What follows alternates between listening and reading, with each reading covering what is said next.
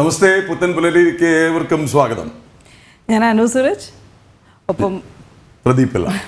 ആദ്യം നമുക്ക് പ്രധാന തലക്കെട്ടുകൾക്ക് ശേഷം വിശേഷങ്ങളിലേക്ക്. ഒളിമ്പിക്സ് ജാവലിൻ ത്രോയിൽ വെള്ളിത്തിളക്കത്തിൽ നീരജ് ചോപ്ര. മെഡൽ നേട്ടം സീസണിലെ ബെസ്റ്റ് പ്രകടനത്തോടെ. ഒളിമ്പിക്സ് റെക്കോർഡോടെ പാകിസ്ഥാൻ താരം അഷ്റഫ് അമീമിന് സ്വർണം. നീരജിനെ അഭിനന്ദിച്ച പ്രധാനമന്ത്രി. ഹോക്കിയിൽ വെങ്കല തിളക്കം നിലനിർത്തി ടീം ഇന്ത്യ. ഒളിമ്പിക്സ് മെഡലോടെ ഇന്ത്യൻ ജേഴ്സി അഴിച്ച PR ശ്രീജേഷ്.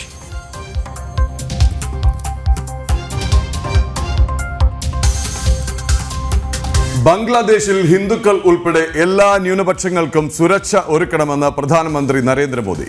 രാജ്യത്ത് അധികാരമേറ്റ ഇടക്കാല സർക്കാർ. മുഹമ്മദ് യൂനുസിനൊപ്പം സത്യപ്രതിജ്ഞ ചെയ്ത് 15-അംഗ മന്ത്രിസഭ.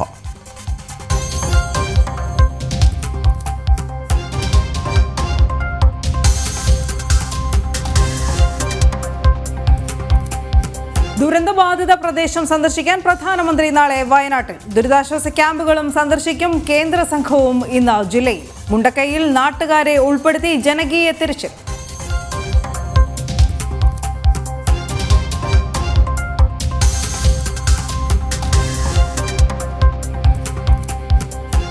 സംസ്ഥാനത്ത് മിച്ചഭൂമി കേസുകൾ തീർപ്പാക്കുന്നതിൽ വീഴ്ച. 1800ഓളം കേസുകൾ കെട്ടിക്കിടക്കുന്നു. 2 വർഷത്തിനിടെ തീർപ്പായത് 158 കേസുകൾ മാത്രമെന്നും വിവരാവകാശ രേഖകൾ. ജനം എക്സ്ക്ലൂസീവ്.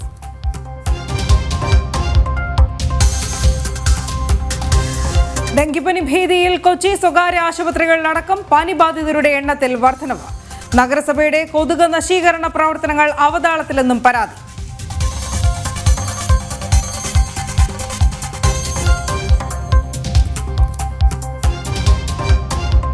സംസ്ഥാനത്ത് വീണ്ടും മഴ കനക്കും. തെക്കൻ മധ്യ കേരളത്തിൽ കൂടുതൽ മഴയ്ക്ക് സാധ്യത. 3 ജില്ലകളിൽ നാളെ യെല്ലോ അലർട്ട്. മലയോര മേഖലകളിൽ ജാഗ്രതാ നിർദ്ദേശം.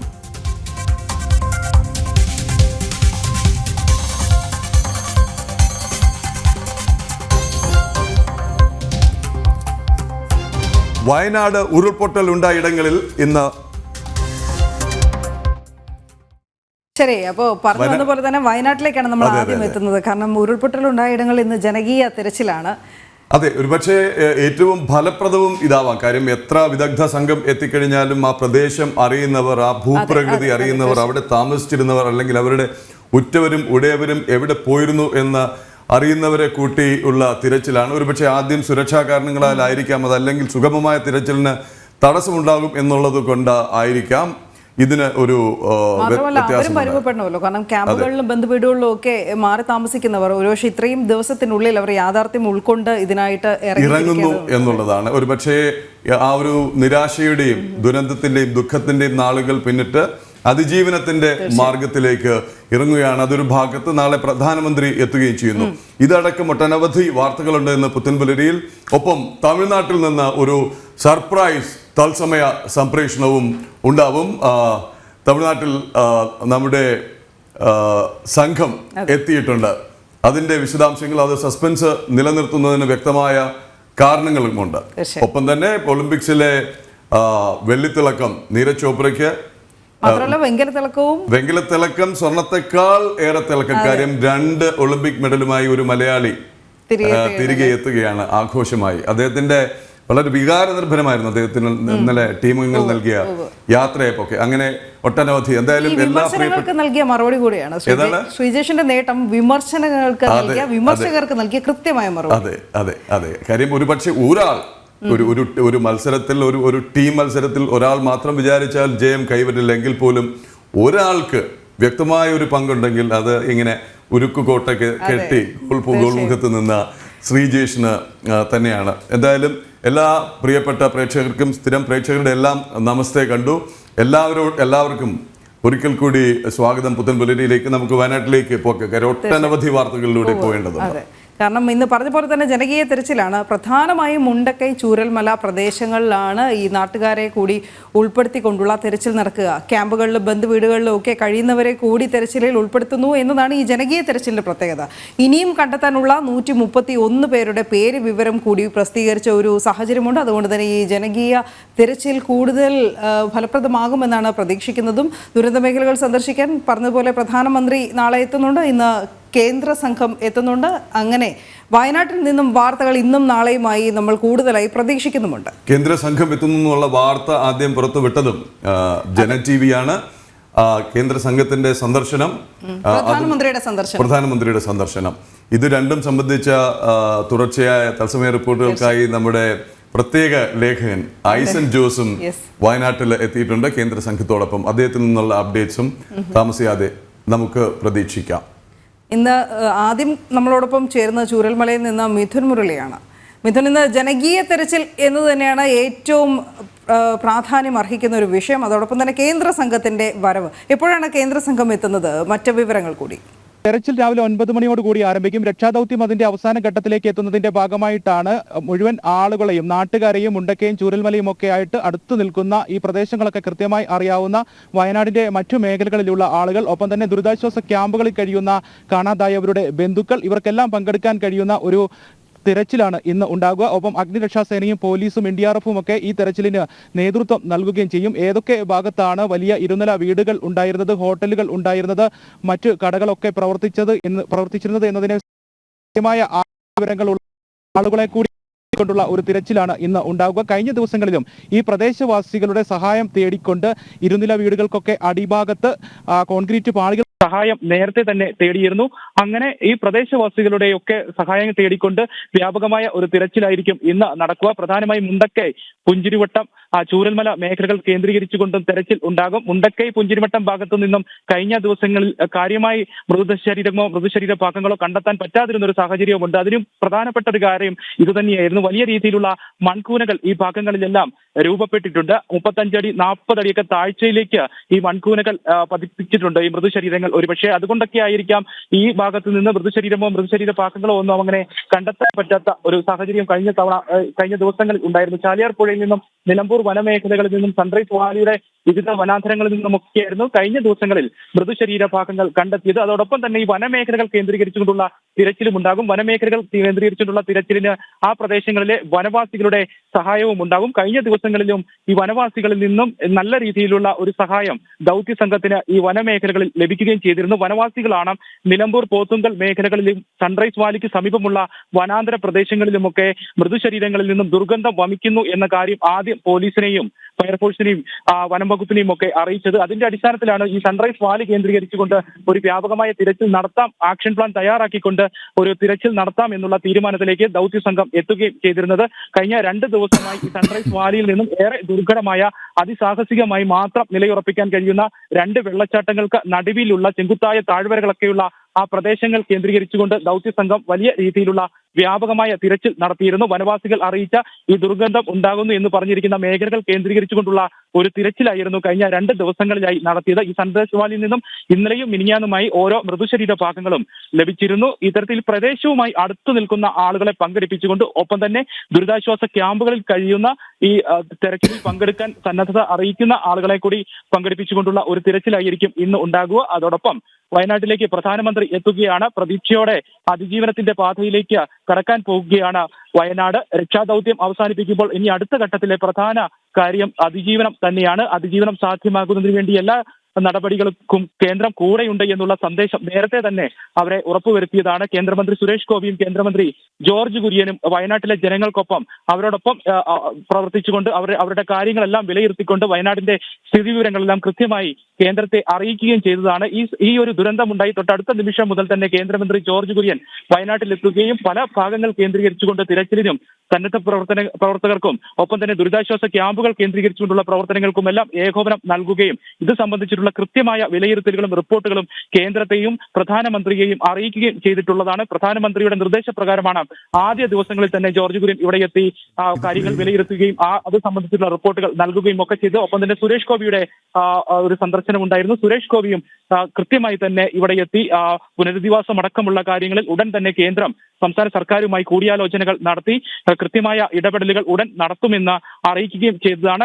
ഇത്തരത്തിൽ കേന്ദ്രമന്ത്രിമാരുടെ കൃത്യമായ ഇടപെടലുകൾ, ഉറപ്പുവരുത്തലുകൾ അതെല്ലാം ഇവിടുത്തെ ജനതയ്ക്ക് വലിയ ആശ്വാസമാണ് നൽകിയിരിക്കുന്നത്. അതോടൊപ്പം തന്നെയാണ് പ്രധാനമന്ത്രി നാളെ നേരിട്ട് വയനാട്ടിലേക്ക് എത്തുന്നത്. അത് ഇവിടുത്തെ ജനങ്ങൾക്ക് നൽകുന്ന ആത്മവിശ്വാസം വളരെ വലുതാണ്. വാക്കുകൾക്ക് അതീതമായ ഒരു കാര്യമാണ്. അതിജീവനത്തിലേക്ക് കടക്കുമ്പോൾ രാജ്യം കൂടെയുണ്ട്, പ്രധാനമന്ത്രി തങ്ങളെ ചേർത്ത് പിടിക്കുന്നുണ്ട് എന്നുള്ള ഒരു സന്ദേശം തന്നെയാണ് ഇവിടുത്തെ ജനങ്ങൾക്ക് നാളെ പ്രധാനമന്ത്രിയുടെ സന്ദർശനത്തിലൂടെ ലഭിക്കുക. അതുമായി ബന്ധപ്പെട്ടുള്ള സന്ദർശനവുമായി ബന്ധപ്പെട്ടുള്ള സുരക്ഷാ ക്രമീകരണങ്ങളുടെ ഭാഗമായി ഇന്നലെ SPG ഉദ്യോഗസ്ഥർ ഈ ഭാഗങ്ങളുടെ വിവിധ കേന്ദ്രങ്ങൾ സന്ദർശിച്ചുകൊണ്ട് വിലയിരുത്തലുകൾ നടത്തിയിരുന്നു. സുരക്ഷാ ക്രമീകരണങ്ങൾ വിലയിരുത്തിയിരുന്നു. ഹെലികോപ്റ്ററിൽ വിമാനത്തിൽ കണ്ണൂർ ഇറങ്ങി കണ്ണൂരിൽ നിന്നും ഹെലികോപ്റ്ററിൽ കൽപ്പറ്റയിലെത്തി. കൽപ്പറ്റയിൽ നിന്നും അദ്ദേഹം റോഡ് മാർഗം ചൂരൽമലയിലേക്ക് എത്താനുള്ള ഒരു സാധ്യതയാണുള്ളത്. അതുമായി ബന്ധപ്പെട്ടുള്ള ഏത് രീതിയിലായിരിക്കും അദ്ദേഹം ഇവിടേക്ക് എത്തുക എന്നുള്ള ഒരു കാര്യത്തിൽ, കൽപ്പറ്റയിൽ നിന്നും റോഡ് മാർഗം തന്നെയാണോ ഈ ചൂരൽമലയിലേക്ക് എത്തുക എന്നുള്ള ഒരു കാര്യത്തിൽ സ്ഥിരീകരണം ഉണ്ടായിട്ടില്ല. അത് സംബന്ധിച്ച് വലിയ പ്രതീക്ഷ ഒരുപക്ഷെ കേരളത്തിന് നൽകുന്ന ഒരു സന്ദർശനം കൂടിയാണ് ഇത്തവണ പ്രധാനമന്ത്രി നടത്താനിരിക്കുന്നത്. നാളെ അദ്ദേഹം വയനാട്ടിലേക്ക് എത്തുന്നുണ്ട്. മിഥുൻ പറഞ്ഞതുപോലെ തന്നെ ഇന്നലെ മുതൽ തന്നെ സുരക്ഷാ അവലോകനങ്ങളൊക്കെ അവിടെ നടക്കുന്നുണ്ടായിരുന്നു. പ്രത്യേക യോഗവും ചേർന്നിട്ടുണ്ടായിരുന്നു. അതായത് ഇത് ദുരന്ത ബാധിത പ്രദേശമായി പ്രഖ്യാപിക്കണം എന്നുള്ള ആവശ്യം അങ്ങനെ നിലനിൽക്കുകയാണ്. കാര്യം അതിൽ ചില സാങ്കേതിക കാരണങ്ങളാൽ ചില കണക്കുകൾ പ്രകാരം നിലവിലുള്ള ഗൈഡ് ലൈൻസ് അനുസരിച്ച് ഇതിന് ആ ഒരു കാറ്റഗറിയിൽ വരില്ല. പക്ഷേ പ്രധാനമന്ത്രി സന്ദർശിക്കുന്നതോടുകൂടി ഉറപ്പാണ് അതിന് ശേഷമുള്ള പ്രഖ്യാപനങ്ങൾ ഉണ്ടാകും എന്നുള്ള പ്രതീക്ഷ തന്നെയാണ് വയനാട്ടിൽ. ഇനിയെങ്കിലും വയനാടിനും അവിടുത്തെ ആൾക്കാർക്കുമുള്ള ഒരു ആശ്വാസത്തിനായിട്ട് തുടക്കം മുതൽ തന്നെ കേന്ദ്രം ഒരുമിച്ചുണ്ട് നമ്മളോടൊപ്പം തന്നെ. ആദ്യം മുതലേ അവിടെ കേന്ദ്രമന്ത്രി ജോർജ് കുര്യൻ നേരിട്ടെത്തിയാണ് കാര്യങ്ങൾ ഏകോപിപ്പിച്ചത്. മാത്രമല്ല ഈ ദുരന്തമുണ്ടായതിന്റെ തൊട്ടടുത്ത ദിവസം തന്നെ ആദ്യ ഗഡു സഹായം കേന്ദ്രം പ്രഖ്യാപിക്കുന്നു, അനുവദിക്കുന്നു. അതെ, അപ്രകാരം ചേർത്ത് പിടിക്കുകയാണ് വയനാട്ടിനെ. അതായത് എന്തായാലും നമ്മളെല്ലാവരും ഭാരതീയരാണ്. ആ ഓർമ്മപ്പെടുത്തൽ ഓരോ ദിവസവും. ശരി, ഇനി നമുക്ക് ഒരു വിശേഷത്തിന് ശേഷം നമുക്ക് തത്സമയ റിപ്പോർട്ടുകളിലേക്ക് വീണ്ടും എത്താം. വയനാട്ടിൽ നിന്നുള്ളത് തന്നെയാണ്. ഉരുളെടുത്ത വയനാട്ടിലേക്ക് രക്ഷാദൗത്യത്തിനായി എത്തിയ സൈനികർക്കിടയിൽ മാസ്ക് ധരിച്ച ഒരു ഉദ്യോഗസ്ഥനുണ്ട്. ഭാരതത്തിൻ്റെ മുൻ കരസേനാ മേധാവി general Bipin Rawat the most fearless man എന്ന് വിശേഷിപ്പിച്ച സൈനികൻ ലഫ്റ്റനന്റ് കേണൽ ഋഷി രാജലക്ഷ്മി. ശത്രുക്കളിൽ നിന്ന് തൻ്റെ രാജ്യത്തെ സംരക്ഷിക്കുക മാത്രമല്ല, പ്രതിസന്ധി ഉണ്ടാകുമ്പോൾ കൈത്താങ്ങാവണമെന്ന ഉറച്ച ബോധ്യമാണ് അദ്ദേഹത്തിനുള്ളത്.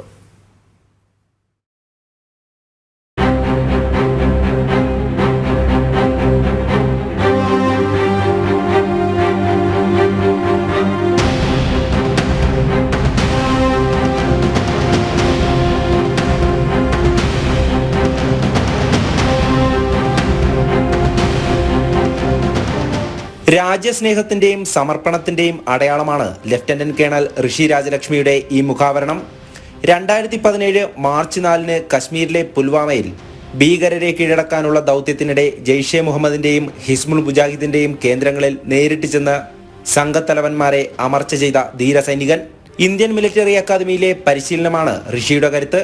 2017 കശ്മീരിലെ ദ്രാലിൽ നടത്തിയ ഓപ്പറേഷനിൽ ഭീകരാക്രമണത്തെ തുടർന്ന് തീവ്ര പരിചരണ വിഭാഗത്തിൽ കഴിയുമ്പോഴായിരുന്നു മുൻ കരസേനാ മേധാവി general Bipin Rawat the most fearless man എന്ന് വിശേഷിപ്പിച്ചത്. അന്ന് പരിക്ക് പറ്റിയ ഋഷിയെ കണ്ട് ഡോക്ടർമാർ പോലും പകച്ചു നിന്ന നിമിഷം. ആത്മവിശ്വാസത്തോടെ കൈ ഉയർത്തി കാണിച്ച ധീരസൈനികനെ മറ്റെന്താണ് വിളിക്കുക?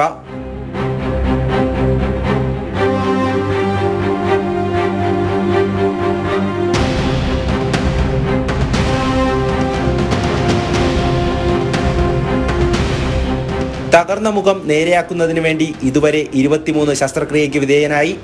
അദ്ദേഹത്തിന്റെ പോരാട്ടവീര്യത്തെ തകർക്കാനായില്ല ആ വെടിയുണ്ടകൾക്ക്. പരിക്കുകൾ ഭേദമായ ഉടൻ തന്റെ സൈനിക ജീവിതത്തിലേക്ക് ഋഷി തിരികെ എത്തി. ഇന്ന് ഉരുൾപൊട്ടിയ വയനാട്ടിലേക്ക് എത്തുമ്പോൾ ജന്മനാടിനു വേണ്ടി തിരിച്ചു ചെയ്യാൻ പറ്റുന്ന സേവനമായാണ് രക്ഷാദൗത്യത്തെ അദ്ദേഹം കാണുന്നത്. ഇത്രയെങ്കിലും ചെയ്യാൻ പറ്റണം ഏതൊരു മലയാളിയെ കൊണ്ടും.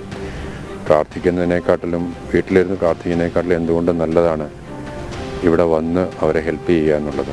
ജനങ്ങൾ സുരക്ഷിതരായിരിക്കുക, പ്രതിസന്ധി ഘട്ടങ്ങളിൽ അവരോടൊപ്പം സൈന്യമുണ്ടാകുമെന്നാണ് അദ്ദേഹത്തിന്റെ വാക്കുകൾ. We are prepared. That's what I can say. Army is prepared for that. എന്ത് സേവനത്തിനും ആർമി ഉണ്ടാവും. Yes, obviously. And requested we will be there for anything. Engineering ബിരുദധാരിയായ ഋഷി KSEB ഉദ്യോഗസ്ഥനായിരുന്നു. പിന്നീട് എയർ ഇന്ത്യയിൽ ജോലി കിട്ടി. പക്ഷേ സൈനികനാകണമെന്ന അടങ്ങാത്ത അഭിനിവേശമാണ് അദ്ദേഹത്തെ ഇന്ത്യൻ ആർമിയിൽ എത്തിച്ചത്. നിലവിൽ 7 വർഷമായി പാങ്ങോട് സൈനിക കേന്ദ്രത്തിലെ ഉദ്യോഗസ്ഥനാണ് ലഫ്റ്റനന്റ് കേണൽ ഋഷി രാജലക്ഷ്മി. എം മനോജ്, ജനം, വയനാട്. രോമാഞ്ചം കൊള്ളിക്കുന്ന സ്റ്റോറി അല്ലേ മനോജിന്റെ? അതെ, അല്ല ഒരു ജോലിക്കായിരുന്നെങ്കിൽ എത്ര ഓപ്ഷൻസ് ഉണ്ടായിരുന്നു അദ്ദേഹത്തിന്.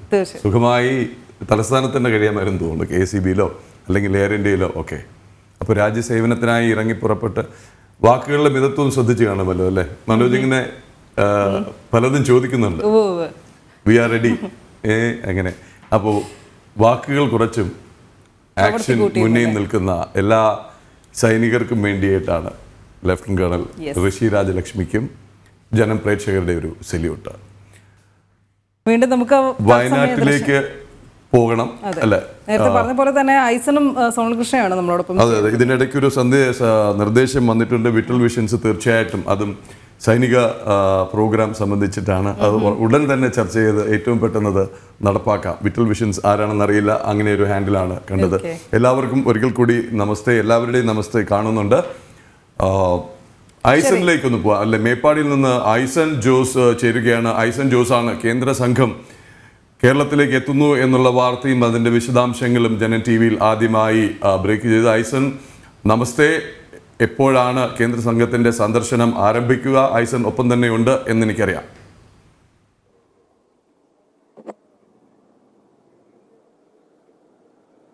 തീർച്ചയായും പ്രദീപ്, കേന്ദ്ര സംഘത്തിന്റെ സന്ദർശനം, കേന്ദ്ര സംഘത്തോടൊപ്പം സംസ്ഥാന ദുരന്ത നിവാരണ അതോറിറ്റി മെമ്പർ സെക്രട്ടറി, അതുപോലെ തന്നെ ജിയോളജിക്കൽ സർവേ ഓഫ് ഇന്ത്യയുടെ ഡയറക്ടർ ജനറൽ എല്ലാവരും തന്നെ ഉണ്ട് എന്നാണ് നമുക്കിപ്പോൾ ലഭ്യമാകുന്ന വിവരം. അവരെല്ലാവരും തന്നെ വയനാടും അതുപോലെ തന്നെ കോഴിക്കോടും പലയിടങ്ങളിലും എത്തിക്കഴിഞ്ഞു. 10 മണിയോടുകൂടി ഈ ദുരന്തബാധിത പ്രദേശങ്ങളിലേക്ക് ഇവർ എത്തുമെന്നാണ് അവസാനമായി നമുക്ക് ലഭ്യമായിരിക്കുന്ന വിവരം. കേന്ദ്ര സംഘത്തിന്റെ സന്ദർശനം ലീഡ് ചെയ്യുന്നത്, കേന്ദ്ര സംഘത്തിന് നേതൃത്വം നൽകുന്നത് കേന്ദ്ര ആഭ്യന്തര മന്ത്രാലയത്തിന്റെ അഡീഷണൽ സെക്രട്ടറിയാണ് എന്നത് ഏറെ ഗൗരവമർഹിക്കുന്നതും ചർച്ച ചെയ്യപ്പെടേണ്ടതുമായൊരു വിഷയമാണ്. കാരണം കേന്ദ്ര സർക്കാരിന്റെ ഒരു ഉന്നത ഉദ്യോഗസ്ഥൻ നേരിട്ടെത്തുന്നു ഈ ദുരന്തബാധിത പ്രദേശങ്ങളിൽ, അതും ആഭ്യന്തര മന്ത്രാലയത്തിന്റെ ഭാഗത്തുനിന്ന് തുടർ നടപടികൾ, അതായത് ഏത് രീതിയിലുള്ള പുനർനിർമ്മാണം അല്ലെങ്കിൽ ഏത് രീതിയിലുള്ള രക്ഷാദൗത്യം അല്ലെങ്കിൽ ഏത് രീതിയിലുള്ള ചേർത്ത് പിടിക്കലാണ് ഇനി ആവശ്യമെന്ന് കൃത്യമായി ആഭ്യന്തര മന്ത്രാലയമാണ് റിപ്പോർട്ട് നൽകേണ്ടത്. ആ റിപ്പോർട്ടിന്റെ അടിസ്ഥാനത്തിലാണ് പ്രധാനമന്ത്രിയുടെ പ്രഖ്യാപനം എല്ലാം തന്നെ ഉണ്ടാവുക. അതിന്റെ ഭാഗമായാണ് ഈ ഇത്തരം ദുരന്തങ്ങളുടെയും അതുപോലെ തന്നെ മറ്റു വിഷയങ്ങളുടെയും ചുമതലയുള്ള അഡീഷണൽ സെക്രട്ടറി,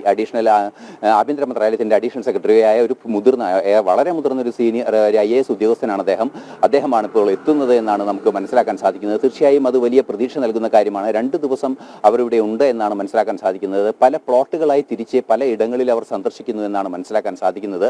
തീർച്ചയായും ഈ സാമൂഹ്യ പ്രശ്നങ്ങൾ ഉണ്ടായിട്ടുണ്ട്, അതായത് വീടുകൾ നഷ്ടപ്പെട്ടവർ, അവരുടെ ജീവിതമാർഗം നഷ്ടപ്പെട്ടവർ, അത്തരത്തിലുള്ള സാമൂഹ്യ പ്രശ്നങ്ങളെ അഭിസംബോധന ചെയ്യേണ്ടതുണ്ട്. അതുപോലെ തന്നെ ജിയോളജിക്കൽ സർവേ പോലുള്ള സംവിധാനങ്ങളുടെ അല്ലെങ്കിൽ മണ്ണ് പരിശോധന കേന്ദ്രം പോലുള്ള ശാസ്ത്രീയ സംവിധാനങ്ങളുടെയും സാങ്കേതിക സംവിധാനങ്ങളുടെയും പരിശോധന നടക്കേണ്ടതുണ്ട്. ഏത് രീതിയിലായിരിക്കും ഇതെല്ലാം നടക്കുക എന്നത് സംബന്ധിച്ച് കൃത്യമായ വിവരങ്ങൾ ഇപ്പോൾ നമുക്ക് ലഭ്യമായിട്ടില്ല എങ്കിൽ കൂടി പ്രാഥമികമായ ഒരു വിവരങ്ങളിൽ നിന്ന് നമുക്ക് മനസ്സിലാക്കാൻ സാധിക്കുന്നത് പല സംഘങ്ങളായി പിരിഞ്ഞ് ഇതിന്റെ ക്രൗണിനടുത്ത് വരെ ചെന്ന് പരിശോധിക്കാനുള്ള ഒരു നീക്കം സാങ്കേതിക വിഭാഗത്തിന്റെ ഭാഗത്തുനിന്നുണ്ട്. എന്നാൽ അത് എത്ര കണ്ട് പ്രായോഗികമാകുമെന്ന് കാത്തിരുന്ന് കാണേണ്ടതുണ്ട്. നിലവിലെ സാഹചര്യത്തിൽ ഇന്നിപ്പോൾ ഗ്രീൻ അലർട്ടാണ് വയനാട് ജില്ലയ്ക്ക് നൽകിയിരിക്കുന്നത്. മാത്രമല്ല ഇപ്പോൾ ഞാൻ നിൽക്കുന്ന പ്രദേശത്ത് നിന്ന് വളരെ അടുത്ത് തന്നെയാണ് ഈ ദുരന്തബാധിത പ്രദേശം. അതുകൊണ്ട് തന്നെ ഈ മേഖലയിൽ ഒരു തെളിഞ്ഞ കാലാവസ്ഥ ഇപ്പോൾ കാണാനാകുന്നുണ്ട്, മേഘാവൃതമായ ഒരു കാലാവസ്ഥയല്ല. മാത്രമല്ല ഈ വയനാട് ജില്ലയിൽ മഴയുടെ ശക്തി പ്രാപിക്കുന്നത് ഉച്ചയോടുകൂടിയാണ്. ആ ഒരു രീതിയാണ്. കാരണം നമുക്കറിയാവുന്നതാണ് വയനാട് ജില്ലയുടെ ആ ഒരു ഭൂപ്രദേശത്തിന്റെ പ്രത്യേകതയൊക്കെ കൂടി വയ്ക്കുമ്പോൾ അത്തരത്തിൽ ഉച്ചയോടുകൂടിയാണ്. എല്ലാ ദിവസവും അങ്ങനെ ആകണമെന്നില്ല എങ്കിൽ കൂടി ഉച്ചയോടുകൂടി ശക്തി പ്രാപിക്കുന്ന ഒരു സാഹചര്യമുണ്ട്. അത്തരത്തിലൊരു സാഹചര്യം പോലും ഇന്ന് റിപ്പോർട്ട് ചെയ്യപ്പെട്ടിട്ടില്ല എന്നതുകൊണ്ട് തന്നെ സ്വാഭാവികമായും കാലാവസ്ഥ അനുകൂലമാണ് നിരീക്ഷണം നടത്തുന്നതിനെന്നാണ് മനസ്സിലാക്കാൻ സാധിക്കുന്നത്. മാത്രമല്ല ഈ 2 ദിവസങ്ങളിലായി വലിയ മഴയില്ലാതെ ശക്തമായ വെയിൽ നിലനിന്നിരുന്ന ഒരു സാഹചര്യം കൂടിയായതിനാൽ മണ്ണിൽ അത്ര കണ്ട് ചെളിയോ അല്ലെങ്കിൽ വഴുക്കുന്ന സാഹചര്യങ്ങളോ ഒന്നുമില്ലാത്തത് കൊണ്ട് തന്നെ പരിശോധനകളും അന്വേഷണങ്ങളും തുടർ നടപടികളിലേക്ക് നീങ്ങാനുള്ള ഒരു പശ്ചാത്തലമുണ്ട്.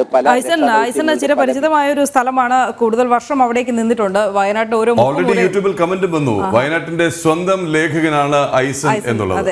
അതെ, നമ്മുടെ പ്രേക്ഷകർക്ക് കൃത്യമായിട്ട് അറിയാം. കാരണം വയനാട്ടിലെ ഓരോ മുക്കുമൂലയും ഐസന് നന്നായിട്ട് അറിയാം. അവിടെയുള്ള മിണ്ടാപ്രാണികളെ വളരെ സുപരിചിതനുമാണ് ഐസൻ ജോസ്. ഐസൻ എങ്ങനെയാണ് തിരികെ വയനാട്ടിലേക്ക് എത്തിയപ്പോൾ? ഈ ദുരന്തത്തിന് ശേഷം ഐസൻ ആദ്യമായി എത്തുകയാണ് അവിടെ.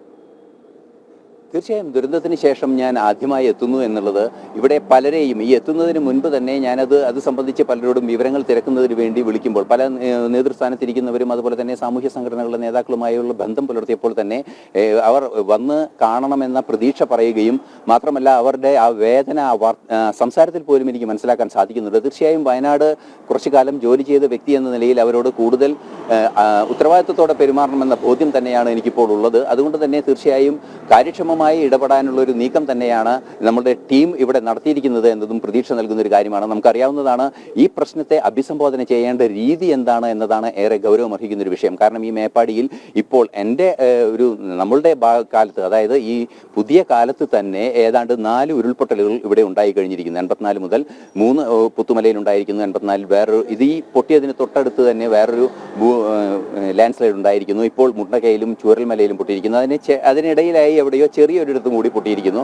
അതുപോലെ തന്നെ അതായത് 84-ൽ ഈ വിഷയത്തെക്കുറിച്ച് ഗഹനമായ പഠനം അതോറിറ്റികളും അതുപോലെ തന്നെ ബന്ധപ്പെട്ട സംവിധാനങ്ങളും നടത്തിയതിനു ശേഷം തുടർച്ചയായി ഉരുൾപൊട്ടൽ ഉണ്ടാകുമ്പോൾ ഈ പ്രദേശത്തെ താമസിക്കുന്നവരുടെ സുരക്ഷ ഉറപ്പാക്കുന്നതിന് അവരെ മാറ്റിപ്പാർപ്പിക്കുക, കൃഷി അവിടെ സാധ്യമാണെങ്കിൽ ചെയ്യുക, അപകടകരമായ സാഹചര്യങ്ങളിൽ അവർ അപകടത്തിൽപ്പെടുന്ന, ഇപ്പോൾ 400-ലേറെ പേരുടെ ജീവൻ നഷ്ടപ്പെടുന്ന ഒരു ദുഃഖകരമായ ഒരു സാഹചര്യം പോലൊരു പ്രശ്നം ഒഴിവാക്കുന്നതിന് ഒരു സാമൂഹ്യമായ ഒരു ഉത്തരവാദിത്വം കൂടി അവരെ മാറ്റിപ്പാർപ്പിക്കുന്നതിനും അവർക്ക് സുരക്ഷിതമായ സംവിധാനങ്ങൾ ഒരുക്കുന്നതിനും എല്ലാം നഷ്ടപ്പെട്ട നിരവധി പേരുണ്ട്. ഇപ്പോൾ നമുക്ക് ഈ അടുത്ത ദിവസം വരുന്ന സമയത്ത് തന്നെ എന്നോട് വ്യക്തമാക്കിയ ഒരു ഏല കർഷകൻ, അദ്ദേഹത്തിന്റെ 4 ലക്ഷത്തോളം രൂപ ഒരു ബാഗിലുണ്ടായിരുന്നു, ഏലം വിറ്റ കാശുണ്ടായിരുന്നു, ആ പണം മുഴുവൻ നഷ്ടപ്പെട്ടു എന്നാണ് അദ്ദേഹം പറഞ്ഞത്. വലിയ വരുമാനമുള്ള കൃഷികൾ ചെയ്യുന്നവരെല്ലാവരും തന്നെ അനാഥരാക്കപ്പെട്ട ഒരു അവസ്ഥയാണ് ഇവിടെ ഉള്ളത്. സ്വാഭാവികമായും ഈ വിഷയങ്ങളെല്ലാം തന്നെ അതീവ ഗൗരവത്തോടെ, ശാസ്ത്ര സാങ്കേതിക വിഷയങ്ങളുണ്ട്, മണ്ണിന്റെ വിഷയങ്ങളുണ്ട്, ഭൂഘടനയുടെ വിഷയങ്ങളുണ്ട്, അത്തരത്തിൽ ശാസ്ത്രീയമായ ഒരു വിങ് തന്നെ പ്രവർത്തിക്കേണ്ടതുണ്ട്. അതുപോലെ തന്നെ രക്ഷാദൗത്യത്തിന്റെ സംവിധാനം മറ്റൊരു രീതിയിൽ പ്രവർത്തിക്കേണ്ടതുണ്ട്.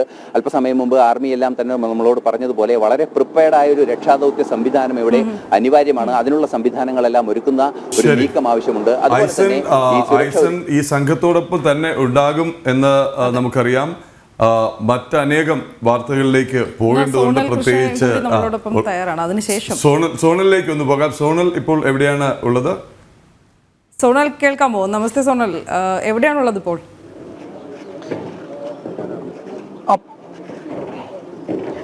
ഞാനുള്ളത് പാലത്തിന് മുകളിലാണ് സോണൽ നിൽക്കുന്നത്. സന്നദ്ധ പ്രവർത്തകരും ആർമി ഉദ്യോഗസ്ഥരൊക്കെ തിരച്ചിലിന് വേണ്ട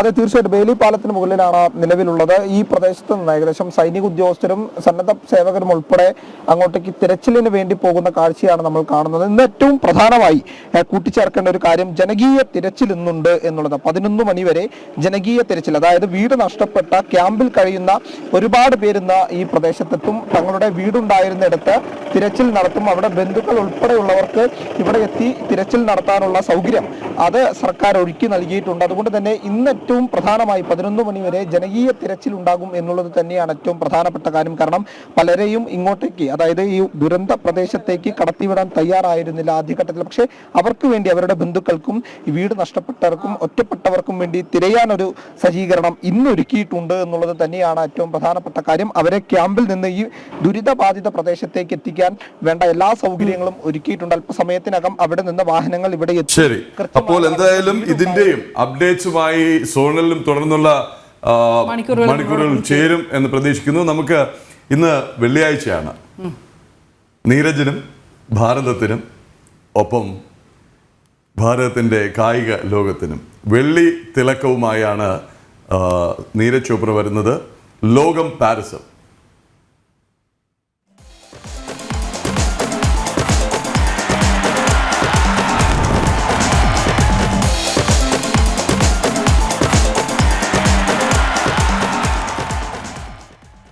പാരീസ് ഒളിമ്പിക്സ് ജാവലിൻ ത്രോയിൽ ഇന്ത്യൻ താരം നീരജ് ചോപ്രയ്ക്ക് വെള്ളി മെഡൽ.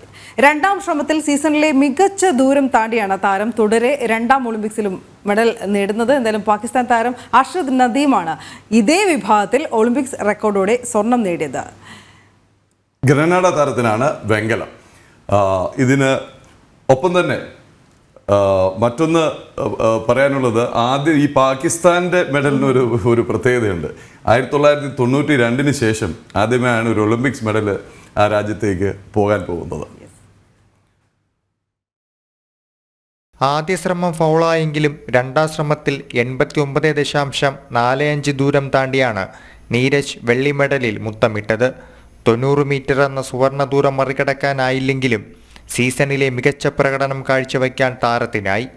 ആദ്യ ശ്രമം തന്നെ ഫൗളായതോടെ നീരജിൻ്റെ താളം തെറ്റി. 2ാം ശ്രമത്തിൽ വെള്ളി മെഡൽ നേടിയ ദൂരമെറിയാനായെങ്കിലും ബാക്കിയുള്ള ശ്രമങ്ങളെല്ലാം ഫൗളിൽ കലാശിക്കുകയായിരുന്നു. വെള്ളിയിൽ മുത്തമിട്ടതോടെ ഒളിമ്പിക്സിൽ 2 വ്യക്തിഗത മെഡൽ നേടുന്ന 4ാമത്തെ ഇന്ത്യൻ താരമായി നീരജ് മാറി. സ്വർണം സ്വന്തമാക്കിയ പാക് താരം അർഷദ് നദീമിൻ്റെ തുടക്കവും ഫൗളോടെയായിരുന്നു. രണ്ടാമത്തെ ശ്രമത്തിൽ 92.97 മീറ്റർ താണ്ടിയാണ് ചരിത്ര സ്വർണമണിഞ്ഞത്. സ്വർണം നേടിയ അർഷദ് നദീമാണ് പാരീസിൽ പാകിസ്ഥാന്റെ ഏക മെഡൽ ജേതാവ്. 16 വർഷത്തിനു ശേഷമാണ് ഒളിമ്പിക്സ് റെക്കോർഡ് തകർക്കപ്പെടുന്നത്.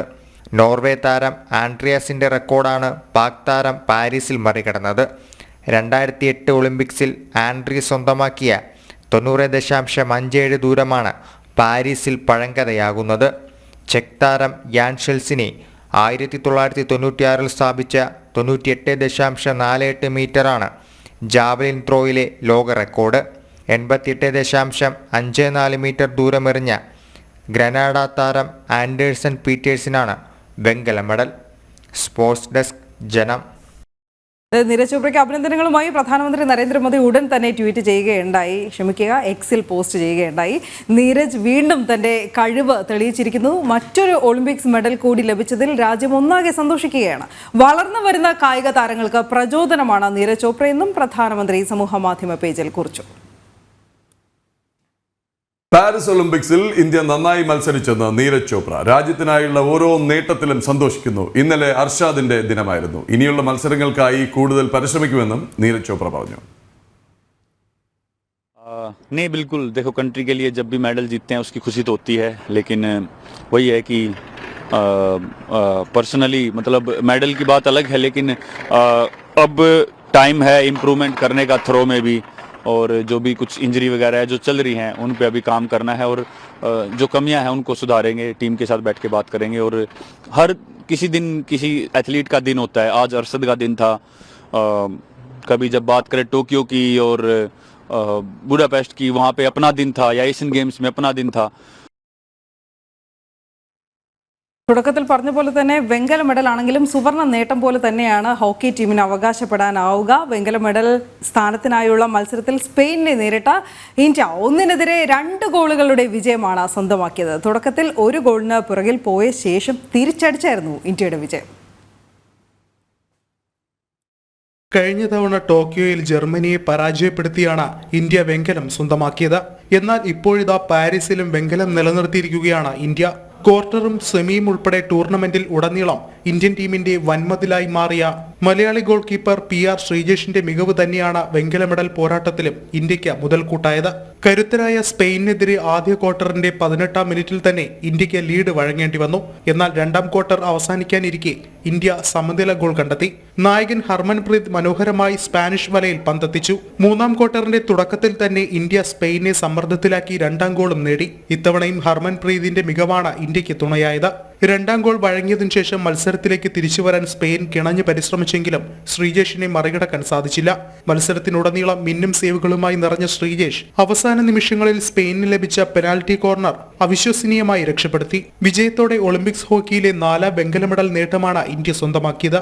ഹോക്കിയിലെ മെഡൽ വരൾച്ചയ്ക്ക് ടോക്കിയോ ഒളിമ്പിക്സിൽ ഇന്ത്യ ശമനം കുറിച്ചപ്പോൾ പാരീസ് ഒളിമ്പിക്സിൽ ആ നേട്ടം ആവർത്തിച്ചു.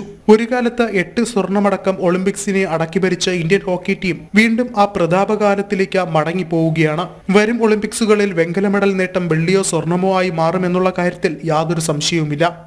സ്പോർട്സ് ഡെസ്ക് ജനം.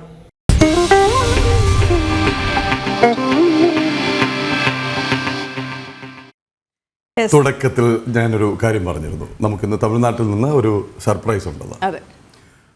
ഈ വഖഫ് നിയമം ചർച്ചയായപ്പോഴേക്കും വളരെ അധികം ശ്രദ്ധ പോയ ഒരു ഗ്രാമമുണ്ട്, ഒരു ക്ഷേത്രമുണ്ട്. തമിഴ്നാട്ടിലെ തിരുച്ചിറപ്പള്ളിയിലുള്ള തിരുച്ചെന്തുറൈ എന്ന ഗ്രാമമാണ്. വഖഫ് നിയമ ഭേദഗതി വരുമ്പോൾ ഇവിടെ 1300 വർഷം പഴക്കമുള്ള ഒരു ക്ഷേത്രമുണ്ട്, ചന്ദ്രശേഖര സ്വാമി ക്ഷേത്രം. അതുൾപ്പെടെ 369 ഏക്കർ തങ്ങളുടേതാണെന്നാണ് വഖഫ് ബോർഡ് പറയുന്നത്. അതിനെതിരെ ഒരു നാടൊന്നാകെ നിയമ പോരാട്ടം നടത്തുന്നതിനിടെയാണ് കേന്ദ്ര സർക്കാർ ഒരു ആശ്വാസമായി ഈ നിയമ ഭേദഗതി കൊണ്ടുവരുന്നത്.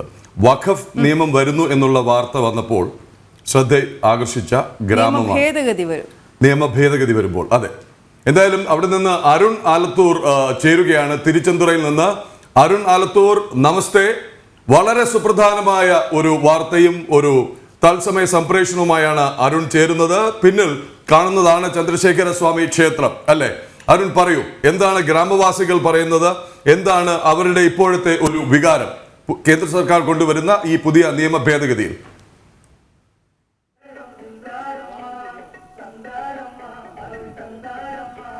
പ്രദീപ് നേരത്തെ സൂചിപ്പിച്ചതുപോലെ തന്നെ ഈ വഖഫ് നിയമവുമായി ബന്ധപ്പെട്ട് കഴിഞ്ഞ ദിവസം പാർലമെന്റിൽ ഉൾപ്പെടെ ഈ കേന്ദ്രമന്ത്രി കിരൺ റിജിജു പരാമർശിച്ച ആ ഒരു ക്ഷേത്രം, ആ ഒരു നാട്, ആ നാട്ടിലാണ് നമ്മൾ ഇപ്പോൾ ഉള്ളത്. ഒരു മലയാള മാധ്യമം ഈ ഒരു നാടിനെ കുറിച്ച്, ഇവിടുത്തെ ഈ ഒരു നാട്ടുകാരുടെ നിയമ പോരാട്ടത്തെ കുറിച്ചൊക്കെ ആദ്യമായി ഇപ്പോൾ കാണുന്നത് നമ്മൾ ജനം ടി വിയിലൂടെ ആയിരിക്കും എന്നുള്ളതാണ്. എനിക്ക് പുറകിൽ, നേരത്തെ പറഞ്ഞ പോലെ എനിക്ക് പുറകിൽ കാണുന്നതാണ് ഈ ക്ഷേത്രം. ഈ ക്ഷേത്രം ഉൾപ്പെടെയുള്ള ഭൂമി അത് വഖഫ് ബോർഡ് തങ്ങളുടേതാണ് എന്ന് അവകാശപ്പെട്ട് അതിനെതിരെ ഒരു നാടൊന്നാകെ നിയമ പോരാട്ടം നടത്തുന്നതാണ് ഇവിടെ നമുക്ക് കാണാൻ കഴിയുന്നത്. 1300 വർഷം പഴക്കമുള്ള ചന്ദ്രശേഖര സ്വാമി ക്ഷേത്രമാണ് ഈ കാണുന്നത്. തിരുച്ചെന്തുറൈ എന്ന ഭാഗത്താണ്, അതായത് തിരുച്ചിക്ക് സമീപത്തുള്ള തിരുച്ചെന്തുറൈ എന്ന ഭാഗത്താണ് ഈ ക്ഷേത്രം സ്ഥിതി ചെയ്യുന്നത്. ഇത്രയും 1300 വർഷം പഴക്കമുള്ള ഈ ക്ഷേത്രത്തിന് ധാരാളം ഭൂമിയുണ്ട്. പക്ഷേ ഈ ഭൂമി ഒന്നും തന്നെ ക്ഷേത്രത്തിൻ്റെതല്ല. ഈ ഭാഗത്തുള്ള ഒരു 3 പഞ്ചായത്തുണ്ട്, അതായത് തിരുച്ചെന്തുറൈ, അന്തനല്ലൂർ, മേക്കുടി. ഈ 3 പഞ്ചായത്തിലെ മുഴുവൻ ഭൂമിയും വഖഫ് ബോർഡ് പറയുന്നത് തങ്ങളുടേതാണ് എന്നുള്ളതാണ്. വഖഫ് ബോർഡ് അത്തരത്തിൽ ആ ഒരു 3 പഞ്ചായത്തും തങ്ങളുടേതാണെന്ന അവകാശവാദവുമായി 2022 രംഗത്ത് വന്നത്. ഇവിടെ തന്നെ ഈ പ്രദേശത്ത് തന്നെയുള്ള ഒരു കർഷകനായ വ്യക്തി, രാജഗോപാൽ എന്നാണ് അദ്ദേഹത്തിന്റെ പേര്.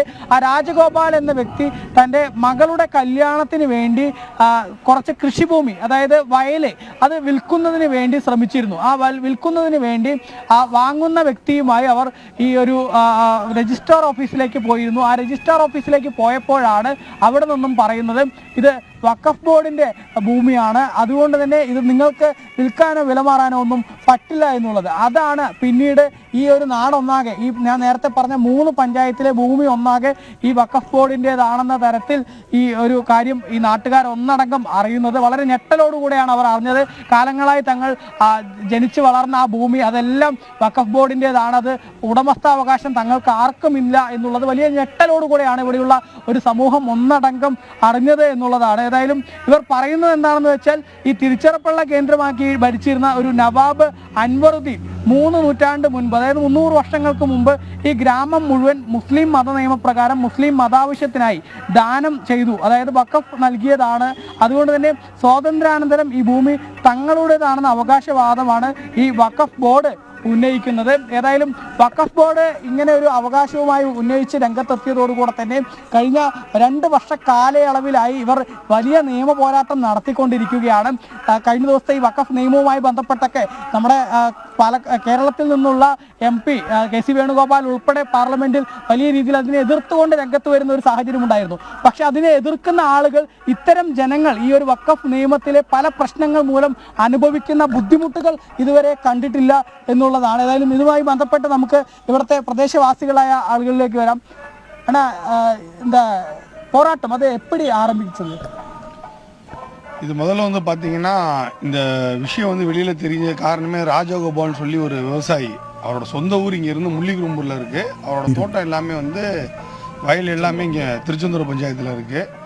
அவர் தன்னோட பொண்ணோட கல்யாணத்துக்காக இந்த லேண்டை விற்று தான் தன்னோட பொண்ணோட கல்யாணத்தை நடத்தணுங்கிற ஒரு முடிவில் அந்த லேண்டை விற்கிறதுக்காக கோட்டை சார் பதிவாளர் அலுவலர் ரிஜிஸ்ட்ரேஷன் ஆஃபீஸ் போனப்போ அங்கே வந்து என்ன சொல்லியிருக்காங்கன்னா, இது வக்ஃப் போர்டு இடம், இது உங்களுக்கு சொந்தமான இடம் கிடையாது அப்படின்னோடனே அவர் ரொம்ப மன உடைஞ்சு தன்னோட பொண்ணோட கல்யாணம் நின்றுமோங்கிற ஒரு ஆதங்கத்தில் வந்து எங்கள்கிட்ட நிற்கிறாரு. இந்த மாதிரி திடீர்னு வக்ஃப் போர்டுன்னு சொல்லிட்டாங்களே, ஆனால் நாங்கள் கிட்டத்தட்ட காலங்காலமாக ஒரு 25 வருஷமாக அதை நாங்கள் வாங்கி அனுபவிச்சுட்டு வந்துக்கிட்டு இருக்கோம்.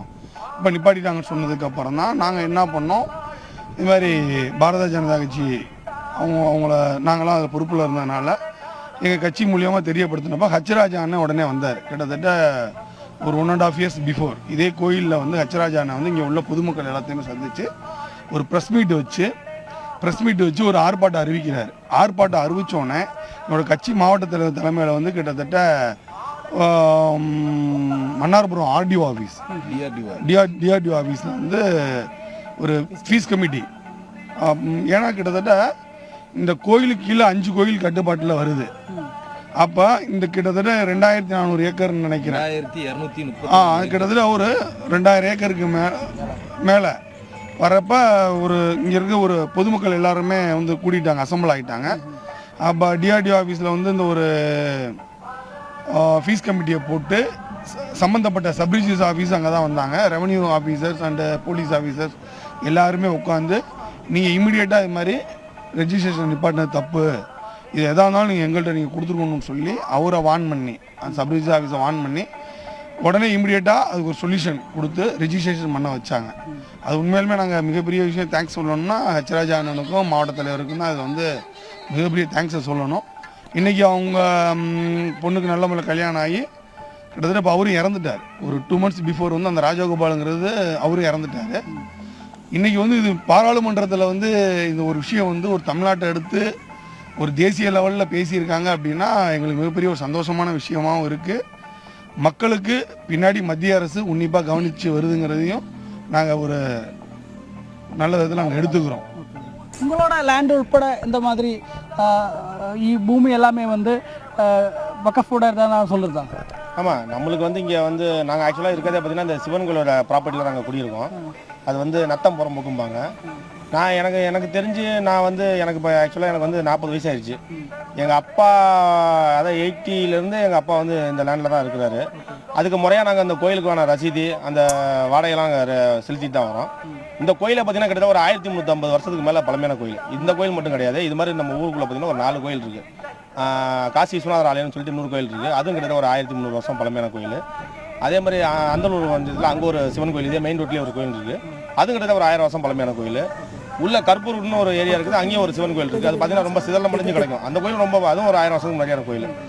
இப்போ இந்த இருக்கிற இந்த கோயில் இவ்வளோ பழமையான கோயில் இருக்கிற ஏரியா எல்லாமே பார்த்தீங்கன்னா இப்போ என்ன சொல்லிட்டாங்கன்னா வக்போர்டுக்கு சொந்தமான இடம் அப்படின்னு அவங்க கிளைம் பண்ணிட்டாங்க. ஒரு 1.5 வருஷத்துக்கு முன்னாடி இது மாதிரி பிரச்சனை ஆனோன்னா அது பெரிய இஷ்யூ ஆகிடுச்சு. இஷ்யூ ஆனோன்னா என்னாச்சு, பொதுமக்களுக்கிட்டலாம் ஒரு சலசலப்பு வந்துருச்சு. அவங்களுக்குலாம் என்னடா நம்ம இடத்துல வந்து இத்தனை வருஷமாக நம்ம தாத்தா பாட்டன் 3 தலைமுறையாக இருக்கிறவங்களாம் கொஞ்சம் பயப்பட ஆரம்பிச்சிட்டாங்க. ஏன்னா நம்ம இடத்த வந்து திடீர்னு விற்க முடியாமல் போயிருமோ, எதுவும் அதை வச்சு நம்ம எதுவும் லோனுக்குன்னு வாங்க முடியாமல் போயிருமோ. ஏன்னா ஒரு சின்ன லோன் வாங்கினா கூட நம்ம போனோம்னா அவங்க என்ன சொல்லுவாங்க, இது வக்போர்டுன்னு கிளைம் பண்ணிட்டாங்கன்னா நம்ம அவங்கள்ட்ட வந்து நான் பிசினஸ் சர்டிஃபிகேட் வாங்கிட்டு வந்துருப்பாங்க. லேண்டோட ரேட்டு வர பாதிக்கப்படுது, ரேட்டு ரொம்ப பாதிச்சிடும், யாருமே வாங்க மாட்டாங்க. ஏன்னா வக்போர்டுக்கு சொந்தமான இடத்த எப்படி வாங்க முடியும்? அவன் காசு போட்டு கூட கொடுத்து வாங்கினோம்னா என்ன பண்ணுவோம், வக்போர்டுன்னு கிளைம் பண்ணோன்னா அவன் வாங்கின ரேட்டில் பாதி கூட விற்க முடியாது. அந்த மாதிரி சூழ்நிலை வந்துருச்சு. அப்புறம் இது பெரிய இஷ்யூ ஆனோன்னா இங்கே ஊர் மக்கள் எல்லாம் கொஞ்சம் செலவு பைய. அப்புறம் நம்ம அந்த பிஜேபி சார்பாக என்ன பண்ணாங்க, பிஜேபி இந்து முன்னணி சங் பரிவார் அமைப்பெல்லாம் சேர்ந்து ஒரு பெரிய லெவலில் ஆர்எஸ்எஸ் எல்லாம் சேர்ந்து ஒரு ஆர்ப்பாட்டத்தை அறிவித்தோம். அதுக்கு வந்து ஹெச்ராஜா அண்ணன் வந்தார். வந்து இங்கே வந்து ஒரு ப்ரெஸ் மீட் வச்சு இந்த மாதிரி இஷ்யூ அவர் எடுத்து பேசணும். அப்படி டேக்கப் பண்ணுறது இல்லையா? ஆமாம், அப்படி இந்த இடத்துல எவ்வளோ ஆளுங்க இதை பாதிக்கப்பட்டதாக இருக்குதுங்க. அவங்க எல்லாம் மக்கள் எல்லாமே எந்த மாதிரி சாதாரணக்காரான மக்கள் எல்லாமே இந்த ஊரில் விவசாயம் பண்ணுறவங்க தான். கிட்டத்தட்ட இதனால பாதிக்கப்பட்டது அவங்க பாதிக்கப்பட்டது கடியாக்குறிச்சின்னு ஒரு கிராமம், மேக்குடி கிராமத்தையும் திருச்செந்தூர் கிராமத்துன்னு 2 கிராமம் பாதிக்கப்பட்டுச்சு. கிட்டத்தட்ட கோடி ரூபாய்க்கு மேலே ஏக்கர் விற்றுக்கிட்டு இருந்துச்சு, 1 கோடி ரூபாய்க்கு மேலே விற்றுக்கிட்டு இருந்துச்சு. இந்த வப்போட பிரச்சனைனால பார்த்தீங்கன்னா 30 லட்சம் 40 லட்சம் அது வாங்கவும் ஆள் இல்லை. மக்கள் இதனால் ரொம்பவும் பாதிக்கப்படுறாங்க. அது இல்லாமல் இந்த ஊருக்கே ஒரு அவப்பேர் ஏற்படுத்துகிற மாதிரி இந்த வப்போடு ஏற்படுத்திருச்சு. இது முஸ்லீமோட இடம் அப்படின்ட்டு. கிட்டத்தட்ட இந்த 5 கோயிலுக்கும் சேர்ந்து இந்த சந்திரசேகர் ஆலயத்தோட சேர்ந்து துணை கோயில் 5 கோயில் இருக்கு. இந்த 5 கோயிலுக்கும் 2234 ஏக்கர் இருக்கு. இப்போ இந்த கிராமமே கோயிலோட சொத்து தான். கிட்டத்தட்ட 90% இடம் இந்த கிராமமே கோயிலோட சொத்து தான். இந்த கோயில் இது எல்லாமே சேர்ந்து இந்த கிராமத்தில் மீதி உள்ள பட்டாவுல இடம், விவசாய இடம், மீதி எல்லா இடமும் வந்து இது மாதிரி போகும். நிறைய பேர் மன உளைச்சல். இந்த ஊரில் வந்து கிட்டத்தட்ட 2022 அவங்க அந்த வப்போர்டில் அறிவிச்சாங்க. அறிவிச்சதுக்கு அப்புறம் இந்த ஊரில் யாருமே இடம் வாங்கவே இல்லை. இந்த திருச்செந்தூர் கிராமத்திலும் சரி கடியாக்குறிச்சி கிராமத்தில் இப்போவும் வாங்கவே இல்லை. இப்போ நேற்று நடந்த அந்த பாராளுமன்றத்தில் பட்ஜெட் பண்ணதுக்கு அப்புறம் இது இனிமேற்பட்டு மக்கள் வந்து நாங்கள் கொஞ்சம் சந்தோஷமா இருக்கோம். இனிமேற்பட்டு இந்த இடம் விற்கி இந்த ஊரில் வந்து அந்த மாற்றங்கள் பேரும். மக்கள் வந்து ஹிந்துஸ் மட்டும்தானா இல்லை எல்லா முஸ்லீம்ஸ் எல்லாருமே இருக்குதா? இங்கே வந்து பார்த்தீங்கன்னா 95% வந்து இங்கே வந்து ஹிந்துஸ் தான். முஸ்லீம்ல பார்த்தீங்கன்னா திருச்செந்தூர் கிராமத்தில் மொத்தத்துக்குமே வந்து பார்த்தீங்கன்னா 21 தலைக்கட்டு தான் இருக்காங்க. அப்படின்னா ஒரு 50 பேருக்கு பாதிக்கப்படும் இல்லையா? ஆமாம், அவங்களும் பாதிக்கப்படுறாங்க. அவங்களுக்கு முஸ்லீம்கள் அனைவருமே ஒவ்வொரு இடத்துல இது கோயில் இடத்துல தான் இருக்கிறாங்க. அவங்களும் கோயில் இடத்துல தான் இருக்காங்க. அவங்களுக்கு இந்த பாதிப்பு இருக்கு. അതുതന്നെയാണ്. ഏതായാലും ഇവരുടെ ഈ ഒരു വാക്കുകൾ വളരെ ശ്രദ്ധേയമാണ്. കാരണം ഈ ഒരു കഴിഞ്ഞ 2 വർഷ കാലയളവിൽ ഈ 2022 വഖഫ് ബോർഡ് ഇത് തങ്ങളുടെ ഭൂമിയാണെന്ന അവകാശവാദവുമായി രംഗത്തെത്തിയത്. ആ 2022 മുതൽ ഇത്ര വരെ ഈ 2024 വരെയുള്ള ഈ കാലയളവിൽ 2 വർഷ കാലയളവിൽ വലിയ ബുദ്ധിമുട്ട് ഇപ്പോൾ ഈ നാടൊന്നാകെ അനുഭവിച്ചുകൊണ്ടിരിക്കുകയാണെന്നാണ് പറയുന്നത്. കാരണം ഒരു ഏക്കറിന് 2 കോടി രൂപ വരെ വില ഈ ഇവിടുത്തെ ഭൂമിക്ക് ലഭിച്ചിരുന്നു. പക്ഷേ ഇപ്പോൾ അത് വളരെ വില കുറഞ്ഞിരിക്കുന്നു. ആരും വാങ്ങാൻ പോലും വരുന്നില്ല. കാരണം ഇങ്ങനെ കേസും മറ്റുമൊക്കെ നടക്കുന്നു, പോരാട്ടങ്ങളൊക്കെ നടക്കുന്നു എന്നുള്ളത് കൊണ്ട് തന്നെ ആരും വാങ്ങാൻ വരുന്നില്ല. എവിടെയെങ്കിലും ബാങ്കിൽ കൊണ്ടുപോയി ഒരു ഭൂമി പണയം വെച്ച് ലോൺ എടുക്കാനാണെങ്കിൽ, വായ്പ എടുക്കാനായി ശ്രമിക്കുകയാണെങ്കിൽ അതുപോലും തങ്ങൾക്ക് ലഭിക്കുന്നില്ല. ആരുടെങ്കിലും മക്കളുടെ കല്യാണത്തിനോ മറ്റു ആവശ്യങ്ങൾക്കൊക്കെയായി ഈ ലോണിനും മറ്റും ശ്രമിക്കുകയാണെങ്കിൽ അതിനൊന്നും സാധിക്കാത്ത ഒരു സാഹചര്യമുണ്ട് എന്നുള്ളതാണ്.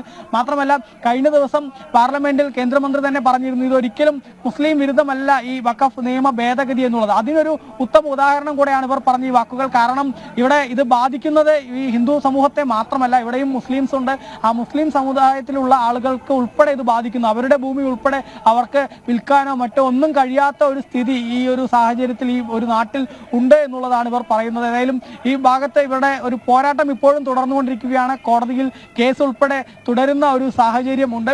അതേസമയം തന്നെ ഈ നാട്ടിൽ ഈ നേരത്തെ പറഞ്ഞ 3 പഞ്ചായത്തുകൾ, ഈ 3 പഞ്ചായത്തുകളിലെ ഇത്രയേറെ ജനങ്ങൾ കഴിഞ്ഞ 2 വർഷ കാലയളവിലായി വലിയ ദുരിതം തന്നെയാണ് ഈ ഒരു വഖഫ് നിയമത്തിലെ വഖഫിന്റെ ആ ഒരു തങ്ങളുടേതാണ് ഈ ഭൂമി എന്ന അവകാശവാദം ഉന്നയിച്ചതോടുകൂടെ തന്നെ വലിയ ദുരിതമാണ് തങ്ങൾ അനുഭവിച്ചുകൊണ്ടിരിക്കുന്നത് എന്നുള്ളതാണ് ഇവർ വ്യക്തമാക്കുന്നത്. ഏതായാലും ഇവരുടെ ഇനി നാട്ടിലെ ഒരുപാട് ആളുകളുടെ പ്രതികരണം നമുക്ക് അറിയേണ്ടതുണ്ട്. ഇതിനുവേണ്ടി നിയമ പോരാട്ടം നടത്തിയ വ്യക്തികളെ കുറിച്ച് അറിയേണ്ടതുണ്ട്. നേരത്തെ ഇവർ പറഞ്ഞൊരു മറ്റൊരു കാര്യം, ശ്രദ്ധേയമായൊരു കാര്യം, ഒരു ക്ഷേത്രമല്ല, അതായത് ഇവിടെ ഞാനിപ്പോൾ നിൽക്കുന്ന ഈ ചന്ദ്രശേഖര സ്വാമി ക്ഷേത്രം മാത്രമല്ല, ഇതിന് കീഴിലുള്ള 5 ക്ഷേത്രങ്ങൾ ഈ വഖഫിൻ്റെതാണെന്നാണ് അവകാശവാദവുമായി അവർ എത്തിയിരിക്കുന്നത്. 1300 വർഷം പഴക്കമുള്ള ഈ ഒരു ക്ഷേത്രങ്ങൾ എങ്ങനെയാണ് വഖഫിൻ്റെതെന്ന് പറയുന്നത് എന്നുള്ളതാണ് ഇവർ സ്വാഭാവികമായിട്ടും ചോദിക്കുന്നത്. മാത്രമല്ല ക്ഷേത്രഭൂമിയാണ് ഇതെല്ലാം. ഈ 5 ക്ഷേത്രങ്ങളുണ്ട്. 5 ക്ഷേത്രങ്ങൾക്ക് ഏകദേശം 2000-ലേറെ ഏക്കർ സ്വത്തുണ്ട്. അതെല്ലാം ക്ഷേത്രഭൂമിയാണ്. ആ ക്ഷേത്രഭൂമിയാണ് ഇപ്പോൾ വഖഫ് ബോർഡ് തങ്ങളുടേതാണെന്ന അവകാശവുമായി രംഗത്തെത്തിയിരിക്കുന്നത്. ഏതായാലും അതൊന്നും യാതൊരു കാരണവശാലും അംഗീകരിച്ചു കൊടുക്കാൻ കഴിയില്ല എന്നുള്ള നിലപാടിൽ തന്നെയാണ് ഇവർ ഇപ്പോഴും നിയമ പോരാട്ടം നടത്തുന്നത്. അതിനിടെയാണ് കേന്ദ്ര സർക്കാർ ഇത്തരത്തിലൊരു നിയമം കൊണ്ടുവരുന്നത്. ഏതായാലും ആ നിയമം കൊണ്ടുവരുമ്പോൾ വലിയ സന്തോഷത്തിലാണ് ഇവിടുത്തെ ഈ ഗ്രാമവും ഈ ജനത ഒട്ടാകെ. തീർച്ചയായും അരുൺ, ഈ നിയമ പോരാട്ടം അവർ നടത്തുന്നുണ്ട് എന്ന് പറഞ്ഞു. അത് അവരുടെ വാക്കുകളിൽ നിന്ന് തന്നെ വ്യക്തവുമാണ്, നമ്മൾ നേരത്തെ അറിഞ്ഞതുമാണ്. അങ്ങനെയാണ് ഇത് വാർത്തകളിൽ ഇടം പിടിക്കുന്നതും, ഈ ഗ്രാമവും ഗ്രാമവാസികളും ഈ ക്ഷേത്രവും ഒക്കെ. അതോടൊപ്പം തന്നെ തമിഴ്നാട് സർക്കാർ ഇതിനോട് ഏത് രീതിയിലുള്ള സമീപനമാണ് എടുക്കുന്നത്? ഇവരുടെ പരാതിയും ഇവരുടെ ആവലാതികളും ഒക്കെ കേൾക്കാൻ തമിഴ്നാട് സർക്കാർ തയ്യാറാവുന്നു. പരാതി നൽകിയിരുന്നോ? അത് സംബന്ധിച്ച് സർക്കാരോ ജില്ലാ ഭരണകൂടമോ റവന്യൂ വകുപ്പോ ബന്ധപ്പെട്ട ഏതെങ്കിലും അധികൃതർ ഇടപെടുകയോ ഇവരെ കേൾക്കാനോ തയ്യാറായിട്ടുണ്ടോ?